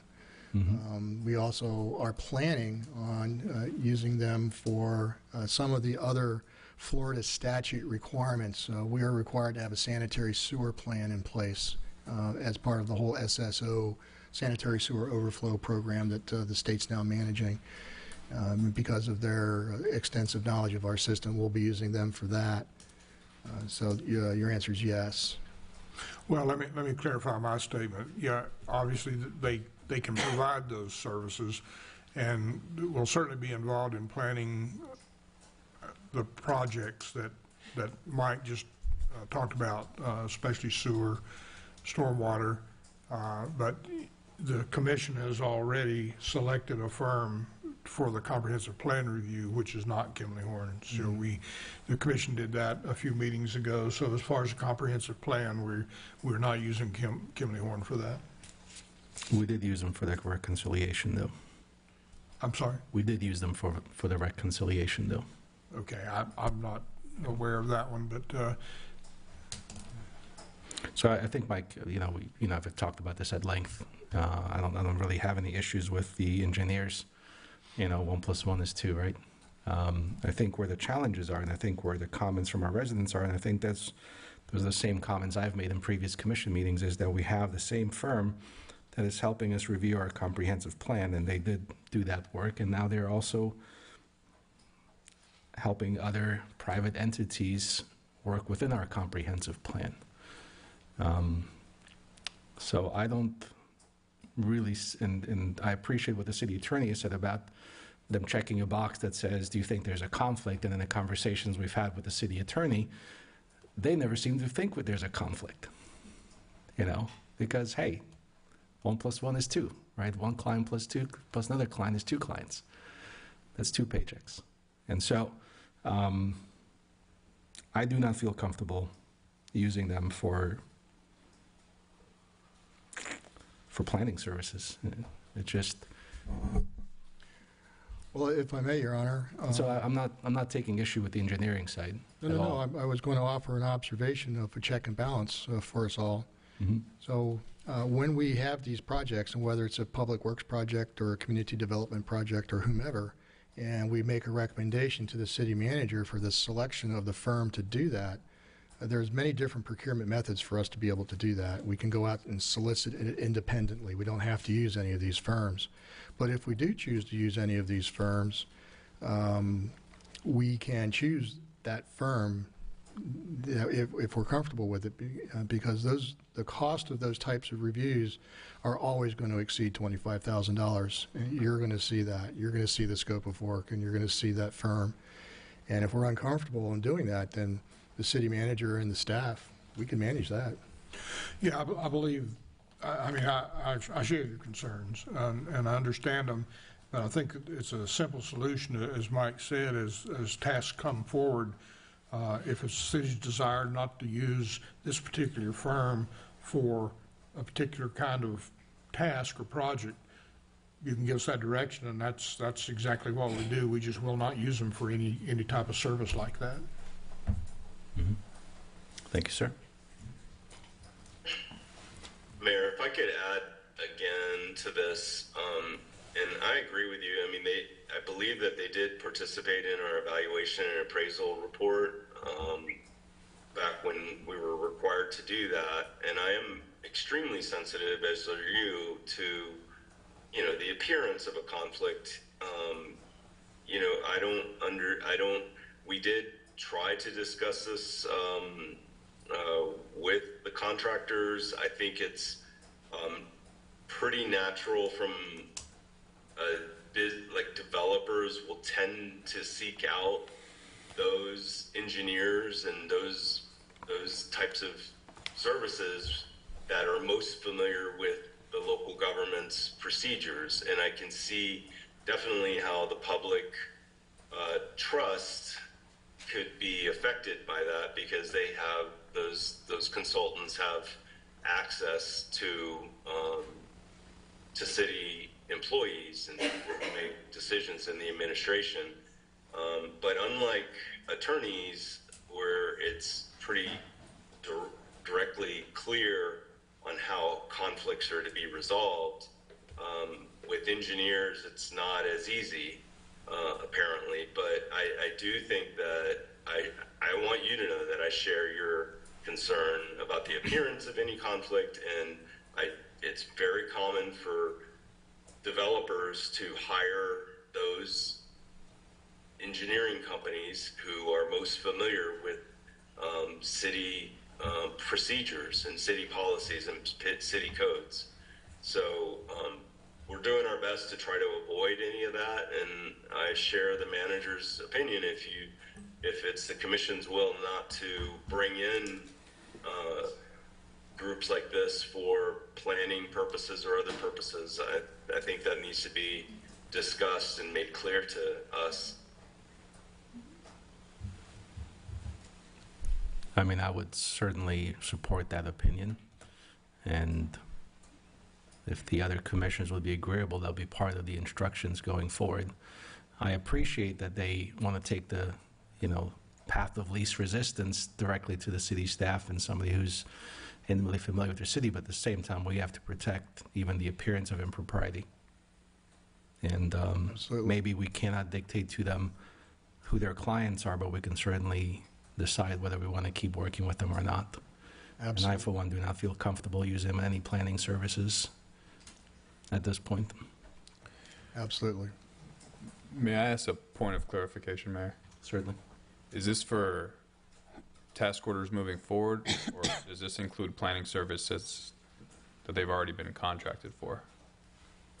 Because the year has been submitted to the state, but it is on its way back at some point, and I believe there's been workshops on the sign ordinance as well. Yeah, I think we'll cross those bridges when we get there, but going forward, you know, the comprehensive plan review is already, the reconciliation is already just about done, so.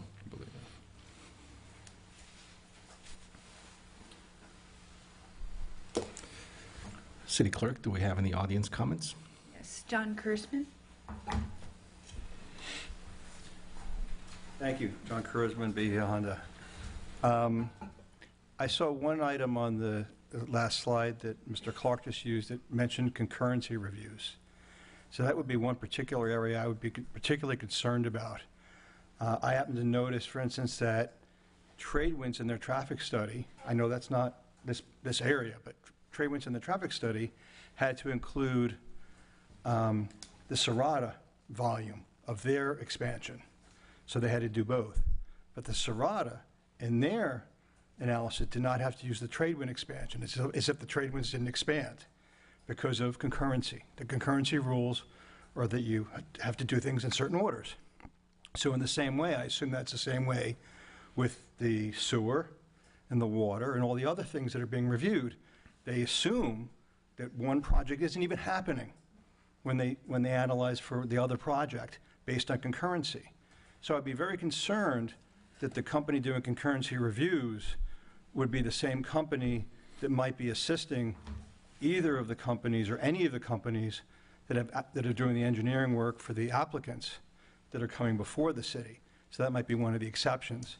I'm not saying this is the case for any of the applicants I just mentioned. That may not be the case. There may not be any conflict, but I'm just throwing that out there as one of the special cases to certainly be concerned about and is concurrency. Thank you. Thank you, sir. Any further questions for Mike? I have one, Mr. Mayor. Yes, sir. So I just want to make sure I heard correctly. If we deal with, or if you deal with Kimley Horn, you can look at certain task orders and go, we don't want to use them for this particular one if there's any area of potential conflict, and use another company. Correct. And so the mechanism for doing that, I assume, would be at your level, you'd be the ones that would catch that if we did not. Yeah, the task would come from the Public Works Director, then it would come to me for my approval. If there was any question in my mind or the future city manager about any conflict, then I would certainly bring it to the commission. Okay. And there's a threshold situation as well where any task order above 25,000 would come in front of you. Come to you anyway. So the spending power for the city manager is limited. Okay, thank you. Thank you, sir. And since we asked for all the other ones, how much did we spend with Kimley Horn last year? I believe we're probably close to $1 million.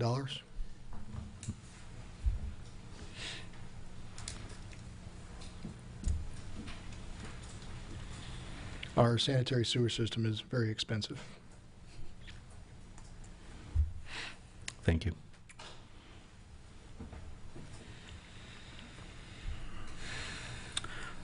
If I may, I'm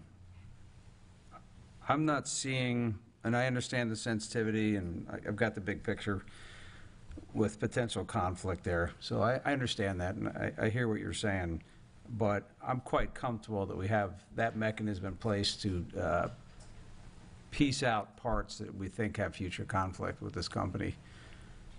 So I don't see this as a big deal. Not a big deal.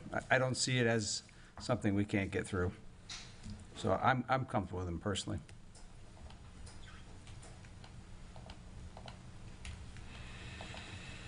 Do you have any further thoughts, Mayor?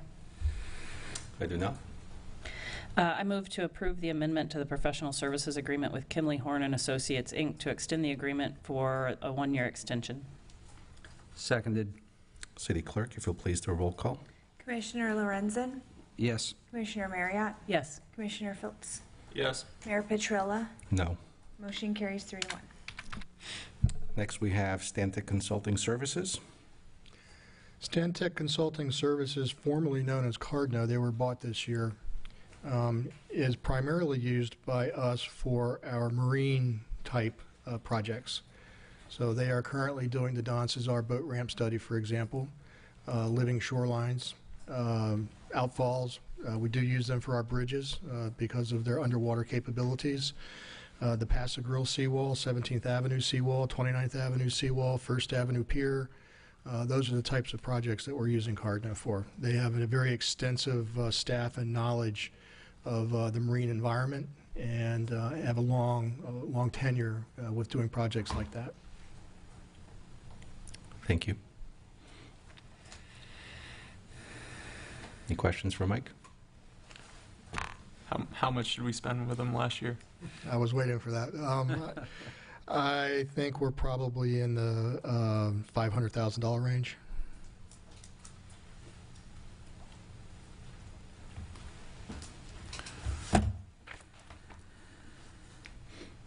Speaking of the boat ramp study, where are we with that? It's supposed to be coming at the end of last year, right? The boat ramp feasibility study is complete. It is a final draft. I have reviewed it, and the city manager has a copy. And I believe the city manager is thinking about bringing it to you in a workshop because of the controversy surrounding boating and all of that. If you recall, there were only three options, four options being looked at. One is no change, which really is not feasible given sea level rise. The other one was to eliminate the boat ramp completely, then to modify the boat ramp where it's at now, or to move the boat ramp to the end of Cabrillo Avenue. Those were the four options, and so we threw out the other two options that are not feasible. We studied rebuilding the boat ramp in place or moving it to the end of Cabrillo Avenue.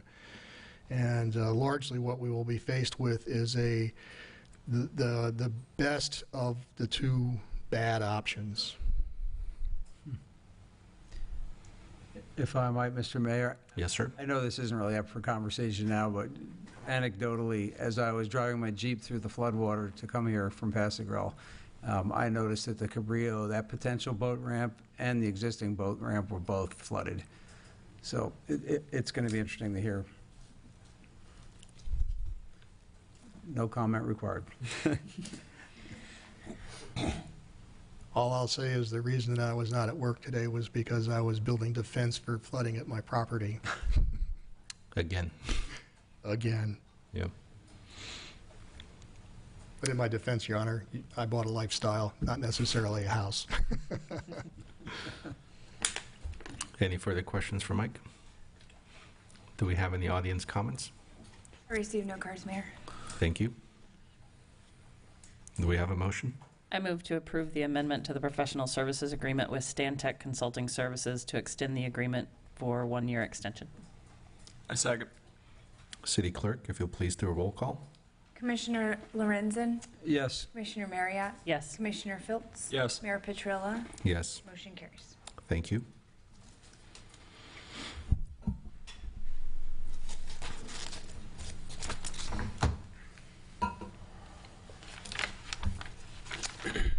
I know that was an hour-long exercise, but we are looking at a total of, based on my quick math here, about $3.5 million of consent items.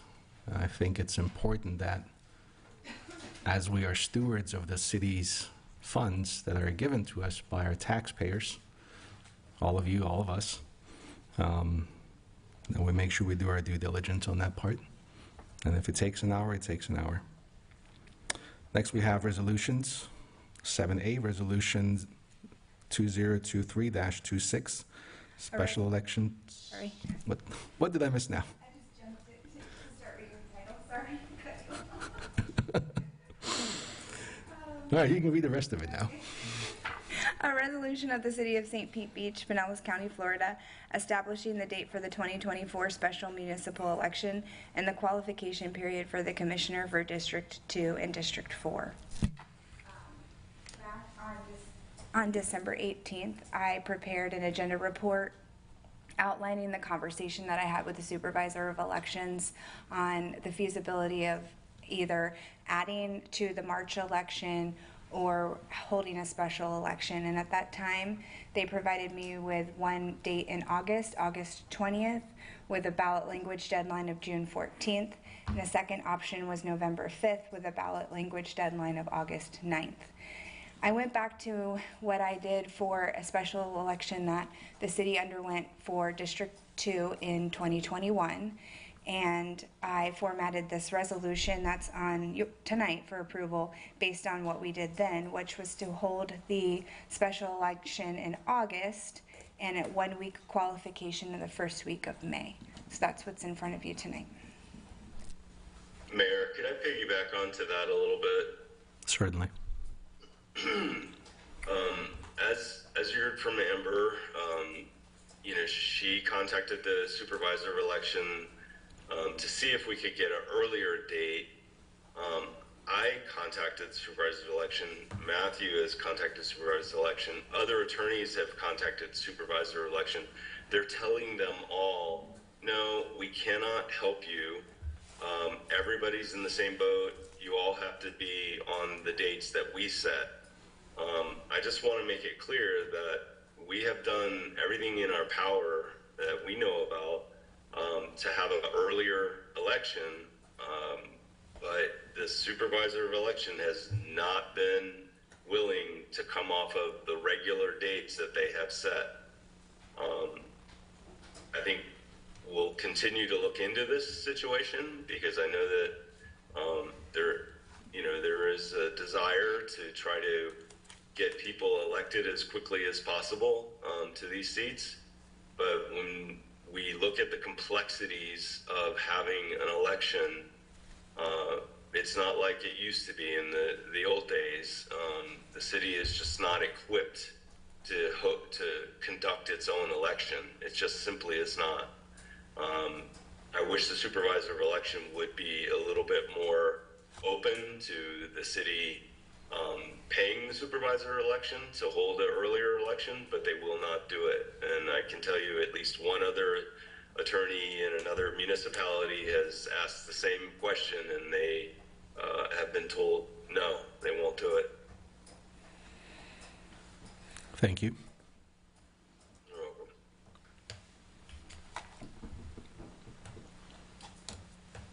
welcome. Any discussion? If you do choose the August for Districts 2 and 4, that does not mean that there won't be a normal election with normal qualifications. And as I stated in my December 18th memorandum, the Districts 2 and 4 would still have a qualification in November, first 2 weeks as we normally do with a March 2025 election. But that will be November of next year. This year, November This year? 2024, for a March 2025 election. Time flies. Yeah. Okay. So the term would be from August until March of next year. Okay. Thank you.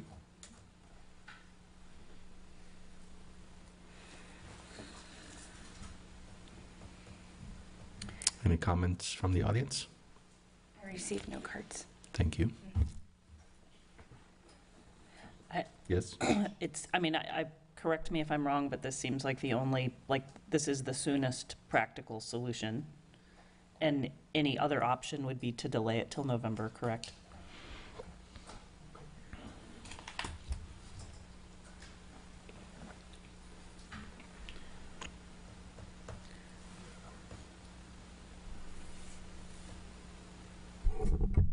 Well, Mr. Mayor, given the silence on this one, I move to approve this resolution to 023-26 special election and qualifying period. Second. City Clerk, if you'll please do a roll call. Commissioner Marriott? Yes. Commissioner Phillips? Yes. Commissioner Lorenzen? Yes. Mayor Petrella? Yes. Motion carries. I will get that information on the website this week regarding the qualification and the special election dates. And Amber, can I ask also that when you put that on the website, that we also clearly state the information about the term that somebody would be being elected for and the further qualification Yes, information as well? Yes, I can do that. Mhm. Next, we have items for discussion. 8A, floodplain ordinance community meeting. Yes, Mayor. A few meetings ago, an amended floodplain ordinance was presented to the commission for first reading. As y'all know, ordinances require 2 readings. At that meeting, we believe that the commission wanted to have a community meeting or a town hall type meeting to discuss, so that our residents could get more information on what this ordinance means and what the changes would mean. As you know, it affects the CRS community rating system that impacts homeowners insurance. We're currently rated a 6. If you recall that meeting, some of the things that were discussed, that we'd like to maybe get down to a 5 that would save people some money. So we believe it was our staff's understanding that the majority of the commission wanted to have some sort of a town hall meeting and invite the property appraiser, Mr. Twitty, to come down and discuss that in more detail as far as how it would affect properties. And we just wanted to clarify that would still be the direction of this commission, to schedule some type of a town hall meeting where we could bring him down and give as much information to our residents as possible before we come back for the second reading of that ordinance. I think part of the intent of a second or having a community meeting was that we can have input from our residents. Yes. It's tough when we have workshops, you get to sit and listen. But I think, we've heard quite a bit from residents about this ordinance, how it's going to impact quite a few people in different areas. And so that would be my one recommendation, that we make it so that there's audience input available or community input available. Glad to go whatever direction the commission would like. If I may, I agree. I think this is very important to residents and really affects people at a lot of different levels. And I don't think there's any amount of public input that's too much when you're dealing with something like this. I think it would be really important to have some kind of a town hall or meeting where there can be lots of input from the residents. Of course, the ordinance has to come back for another public reading and adoption also, which also allows public comment at that meeting. Certainly. Yes, sir. Yeah, I agree. I think this is a very hot topic, especially for people in our community. I think it's important for people to be able to voice their opinions at this. My only concern would be Mike Twitty committing only 2 hours with public comments, because I imagine there's going to be a lot, as there should be. So I don't know if we can negotiate maybe a little bit more time from him. Well, we will want to be talking with him. At the time, we only had one date available, the 18th, which is not a good date for our staff to try to arrange everything needs to be done. So we'll be looking at another date, and we'll be talking with him again about additional time. Yes, sir. Okay. Thank you. City Clerk, will you be coordinating a schedule? Appreciate that. I would like clarification. So normally the mayor's familiar, I issue a doodle poll with some dates, and I just pick some dates. And I ask you all to comment on your availability and then on a few dates. And then I will reach out to Mr. Twitty and see what he is available based on the consensus. You mentioned, Commissioner Feltz, longer than 2 hours. What kind of time frame, like how many hours would you like me to open the window for?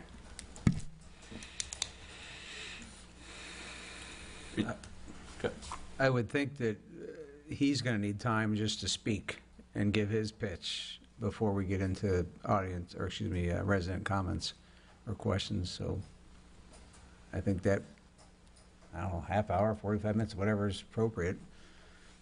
But he's going to need some time to talk up front and just kind of give the sales pitch. If I may, yep, I think I'm at least getting another hour of commitment from him would be a good start. We'll work with him on that and try to get sufficient time. And from what I'm hearing, as far as wanting the comments at the meeting, it sounds more like a workshop session than a community meeting then. Is that the consensus for you all? Well, generally at workshops, we don't have much of audience participation. Well, true, but you could do it either way. I mean, our thought was the community meeting, but we could set it up in a way that we could, you know, there's a lot of different ways to set up community meetings, but we could have comments, we could have comment cards, so we can certainly go that was the thought to start with. But if y'all are comfortable with that, we'll move forward with that. Yeah, I think it's important that people get their 3 minutes, get an opportunity to speak, ask questions, and maybe get some direct answers. Okay.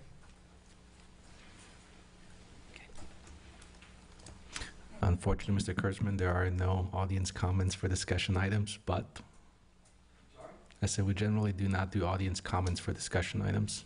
I think you told me to wait to make my comments about Spoke anyways. I misspoke.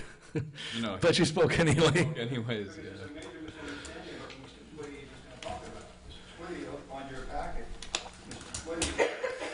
But Mr. I appreciate it. It's going to be at least a month out before we schedule this. Mr.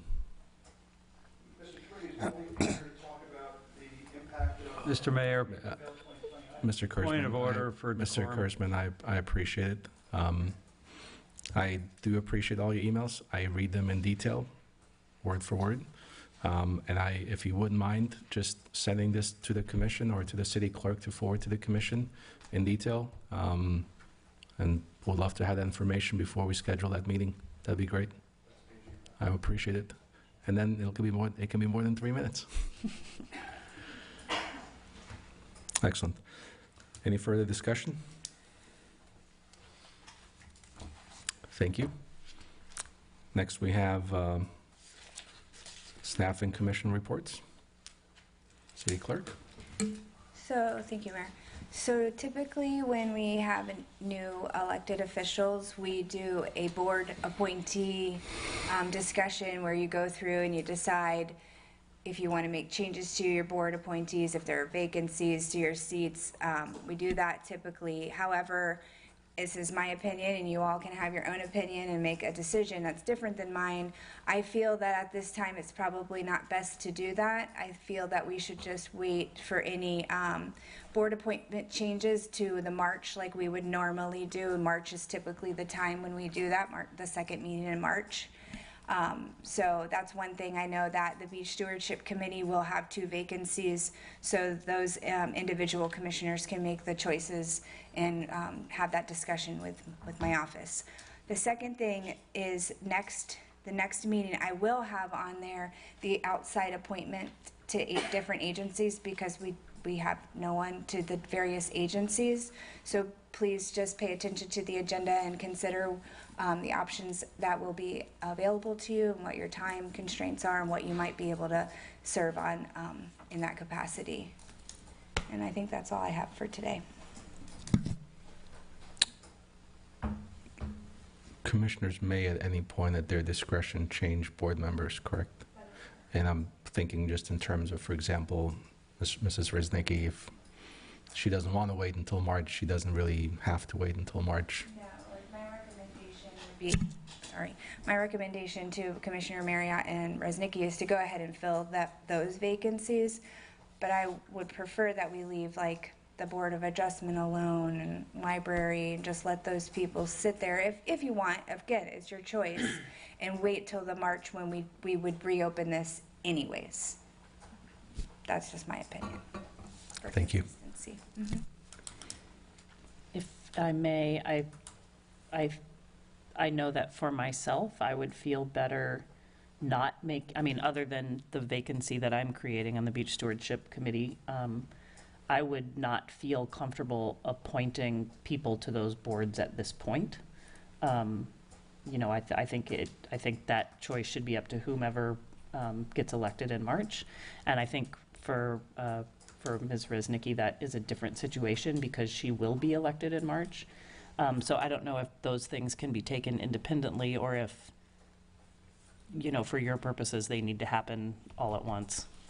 No, it's not an action item either because you don't decide what Mr. Phillips does and Right. Mayor does, right? So it's typically just something that I put on the agenda every March after the election to have that discussion if necessary, make changes, and then we do the outside agencies, and that is an action item. And we will do that at the next meeting. But as far as the board appointments, I was not going to put that on there unless you guys prefer that we have that as a discussion and possible action. Thank you, Amber. City Manager? Nothing further to report, Mayor. Thank you. City Attorney? You're on mute. I believe you're on mute, Andrew. Yeah, sorry about that. Yes, Mayor, I have a couple of things that I want to mention. First and foremost, I want to bring up Mary Pier. I'm happy to report that you know, the dispute that was happening between the contractors regarding an issue concerning the dolphin piles for moorings that was occurring. Our firm got involved with the great help of Brett and all of the Public Works team to get involved in that. Apparently what had happened were some pilings that were not supposed to be moved got moved, that were mooring pilings, and there was a dispute about how that happened and why it happened. Our office issued what's called a 558 letter and immediately got involved. Odie and Sharon from our office and Brett was intricately involved in this, and the whole team over at Public Works. And the good news is that after all said and done, we were able to get it all worked out without any litigation, without any extra costs to the city. The vessels will be able to moor properly once the piles are properly put in the right place. So I want to thank Public Works for their assistance with our office on that. So thank you. Secondly, I think this is really more of a public service announcement. Really, as you know, there was a letter that was sent to the city from Stearns Weaver Miller, Elise Bastille, the counsel for Serrata, the Serrata CUP applicant. They are requesting continuance of the quasi-judicial hearing that's scheduled for tomorrow. As you're aware, I personally think that now that you have 4 commissioners that did not hear the original application, and we could talk more about this tomorrow in detail, the substance of it, but I want the public to understand that it's my opinion that this should also be continued by the commission. You can't decide that here today or tonight. You have to open that meeting and have that discussion. But I'm going to recommend that it also be continued because I think the 4 new commissioners need to hear the full presentation, not just try to catch up and be heard. So, you know, we wanted to make sure that that information is out there in case people decide they don't want to go to the hearing and show up and listen to a lot of talk about procedure. But ultimately, it is the commission's decision to decide on continuing it. So I wanted to put that out there. Finally, I want to talk briefly about the lawsuit that was filed by Attorney Jane Graham against the city with regard to filling the vacancies. First and foremost, I am going to ask for, and I'm required by state statute to ask for it at a public hearing, an executive session in 2 weeks. I'm hoping that we can get together in an executive session 4:30 before the regular city commission meeting, and I believe that that date is, one second, I believe that's the 23rd, January 23rd, to talk about litigation strategy and expenditures, or possibly a settlement if I can, if we can do that.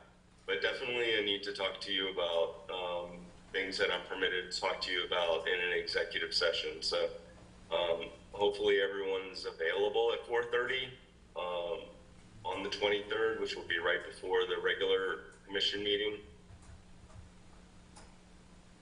And then I also want, with regard to that lawsuit, I want to make a few things for the record so that they're clear. One of them is that I think it's important that the public understands from us that the first time that we knew that a commissioner was going to resign was actually on December 12th. It was December 12th, about an hour before that meeting. We were notified by the vice mayor that he was going to resign. We were not consulted ahead of time. We did not know anything ahead of time. Shortly before the meeting on the December 12th, we were told by Commissioner Morone that he did not, he was not going to sign Form 6, and if we could not, unless we can find some other way around it, he was going to have to resign. As you all know, everything else ensued after that. The meeting occurred on the 12th. I think if anybody watches my reaction when Vice Mayor Grill, Commissioner Morone's speaking about their resignations, this was all happening extremely quick. And ultimately, we asked, meaning staff, we asked for some time to evaluate the situation before anybody resigns, because we really didn't have a lot of time to prepare for this. So we asked for time, and we set the meeting on Monday, the 18th. We had already, during that time, Amber, Wayne, myself, Matthew, we all met, we collected information. We got as much information as possible that we could get. We talked to the supervisor for election. We were told that in order to get someone on the March 2024 ballot, we would have to qualify them by December 19th, I believe, at noon, which was the very next day. Another impossibility. What became very apparent was that if all four of the commissioners resigned simultaneously, this city would not be able to have any meetings because it requires the commission to have 3 present members of the commission in order to have a quorum to have a meeting, and that would not take place if all commissioners resigned until after the election in March. And essentially it would cripple the city's government, and it would create severe liabilities against the city. So we did everything that we did. We talked about in public. We discussed it in public at meetings that the commission set, and we went forward accordingly by staggering the resignations on different days. And in my opinion, that was consistent with the charter. And in terms of appointing commissioners, I think it's important to understand that while someone might be appointed, their authority as a commissioner is still the same as an elected commissioner under the law. Now, while I understand the distinction between someone who's an appointed commissioner versus an elected one. It's preferable to have someone elected, of course, and that's why we're setting these elections as quickly as possible, and we're trying to do that as quickly as possible. But we simply could not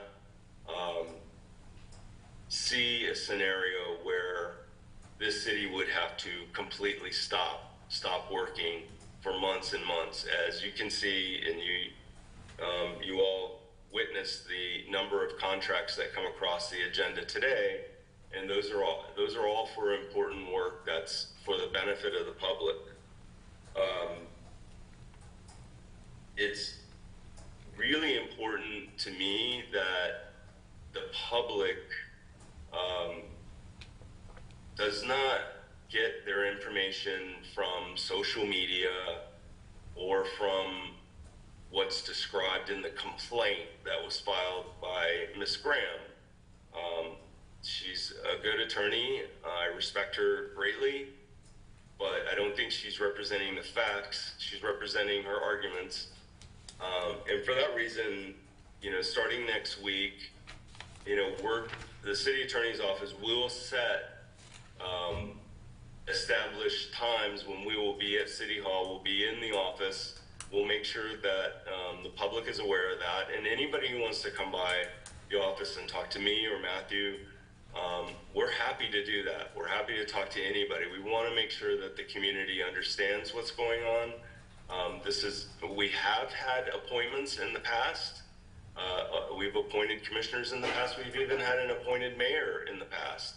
But we've never had situations where we could possibly lose a quorum and not be able to conduct business. The city manager only has a limit of up to $25,000 to spend. Otherwise, everything has to come to the commission. I need advice from the commission on legal direction. The clerk needs advice. We all work for the commission. It's just the decisions that we made were made in the public. Everyone can watch those meetings, and we made them for the good of the entire city to make sure that the city continues to operate. So with that, again, I do invite anyone, once we get those hours set, and I invite anyone that wants to contact us and meet us, we'll sit and talk. And please don't get your information from sources that aren't necessarily accurate. And we're happy to explain, everything that took place and what happened. But with that, I am asking that we set that executive session for 2 weeks from today at 4:30, which is the 23rd. Is that correct, Amber? That's right. Yes, that's correct. Okay, all right. And for those of you who have not been at an executive session, I will go through that procedure with you at the executive session. It's an opportunity that the law allows for you to speak with your attorney outside of the sunshine. It's one of the rare examples of, sometimes people refer to them as shade meetings because they're outside of the sunshine, but the law does allow me to speak with you privately.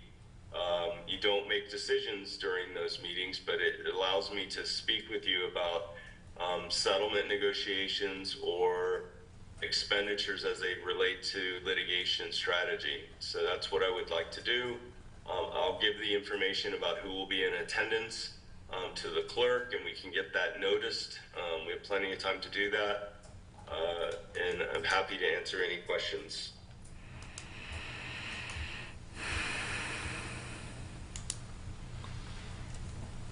Andrew, if I may, you said that in that executive session, you would be giving us more information about strategy and settlement and costs and that sort of thing. But ultimately, the costs associated for the city to defend itself will be public, correct? Yes.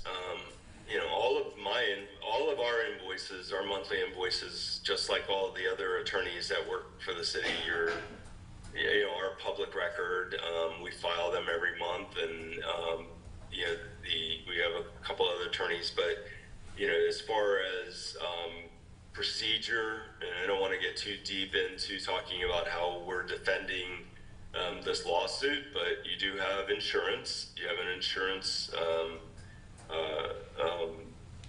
policy with public risk management, and we have put them on notice already that there has been a lawsuit filed in circuit court, and that the typical procedure, if you don't notify them and if you sit on your hands, sometimes they'll say you don't have coverage, so they'll assign.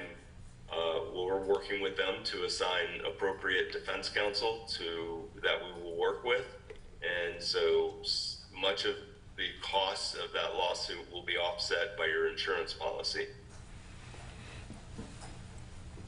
Thank you. I think it's an interesting thing that I don't think you necessarily think about until you're in this position, that when it's the city that's involved in the lawsuit, suddenly it's all of us that are paying for the defense of it. So yeah, that's true. I also want to tell you that what you'll find at these shade meetings, I usually don't like to refer to them that because they're actually they're called executive sessions under the law. We will have a court reporter in those meetings, and everything we talk about will be taken down verbatim and put in a sealed envelope and made available to the public once the litigation is concluded. So while they are outside of the sunshine, ultimately there will be a complete record of everything that was discussed behind closed doors.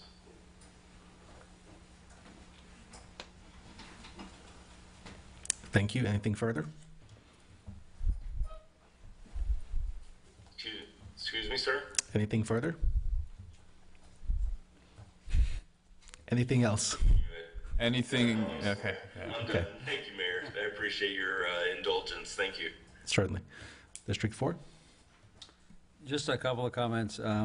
First, I'd like to thank you, Mayor, for your patience with new commissioners here, and I appreciate everything you've done to help us kind of move this thing down the road. My compliments to the other two commissioners. You beat me to the punch. I was going to try and get one of you to do the job, but I hope my gray hair wasn't the deciding factor there. Also, Andrew, I appreciate you hanging in there. I know you feel like heck right now, and it didn't show, so thanks very much for sticking with us there. Sorry I couldn't be there. Thank you. District 2? Just a couple items. There will be a town hall in Commission Chambers for District 2, Thursday, January 25th at 5:30. I will be there. Alternatively, I'd like to make myself available if anyone in my district or outside of my district would like to get to know me, would like to talk to me. Feel free to contact me. My brief bio and information is on the city's website. Probably the best way to reach me is email me. We can schedule a time. My number's on there as well. Feel free to call me. But email is probably best to schedule a time to meet and chat if you'd like to do that. If not, again, there will be a town hall January 25th, 5:30 here in Commission Chambers. Thank you, sir. District 1? Yes, thank you, Mayor. I would second Commissioner Lorenzen's thanks for ushering us through this first meeting. We promise to get better. And then also, again, we're all new up here and struggling to get caught up. So any input, particularly from people in my district, but from anyone, I'm eager to have. We can only represent people if we know what we're representing. So, thanks. Thank you.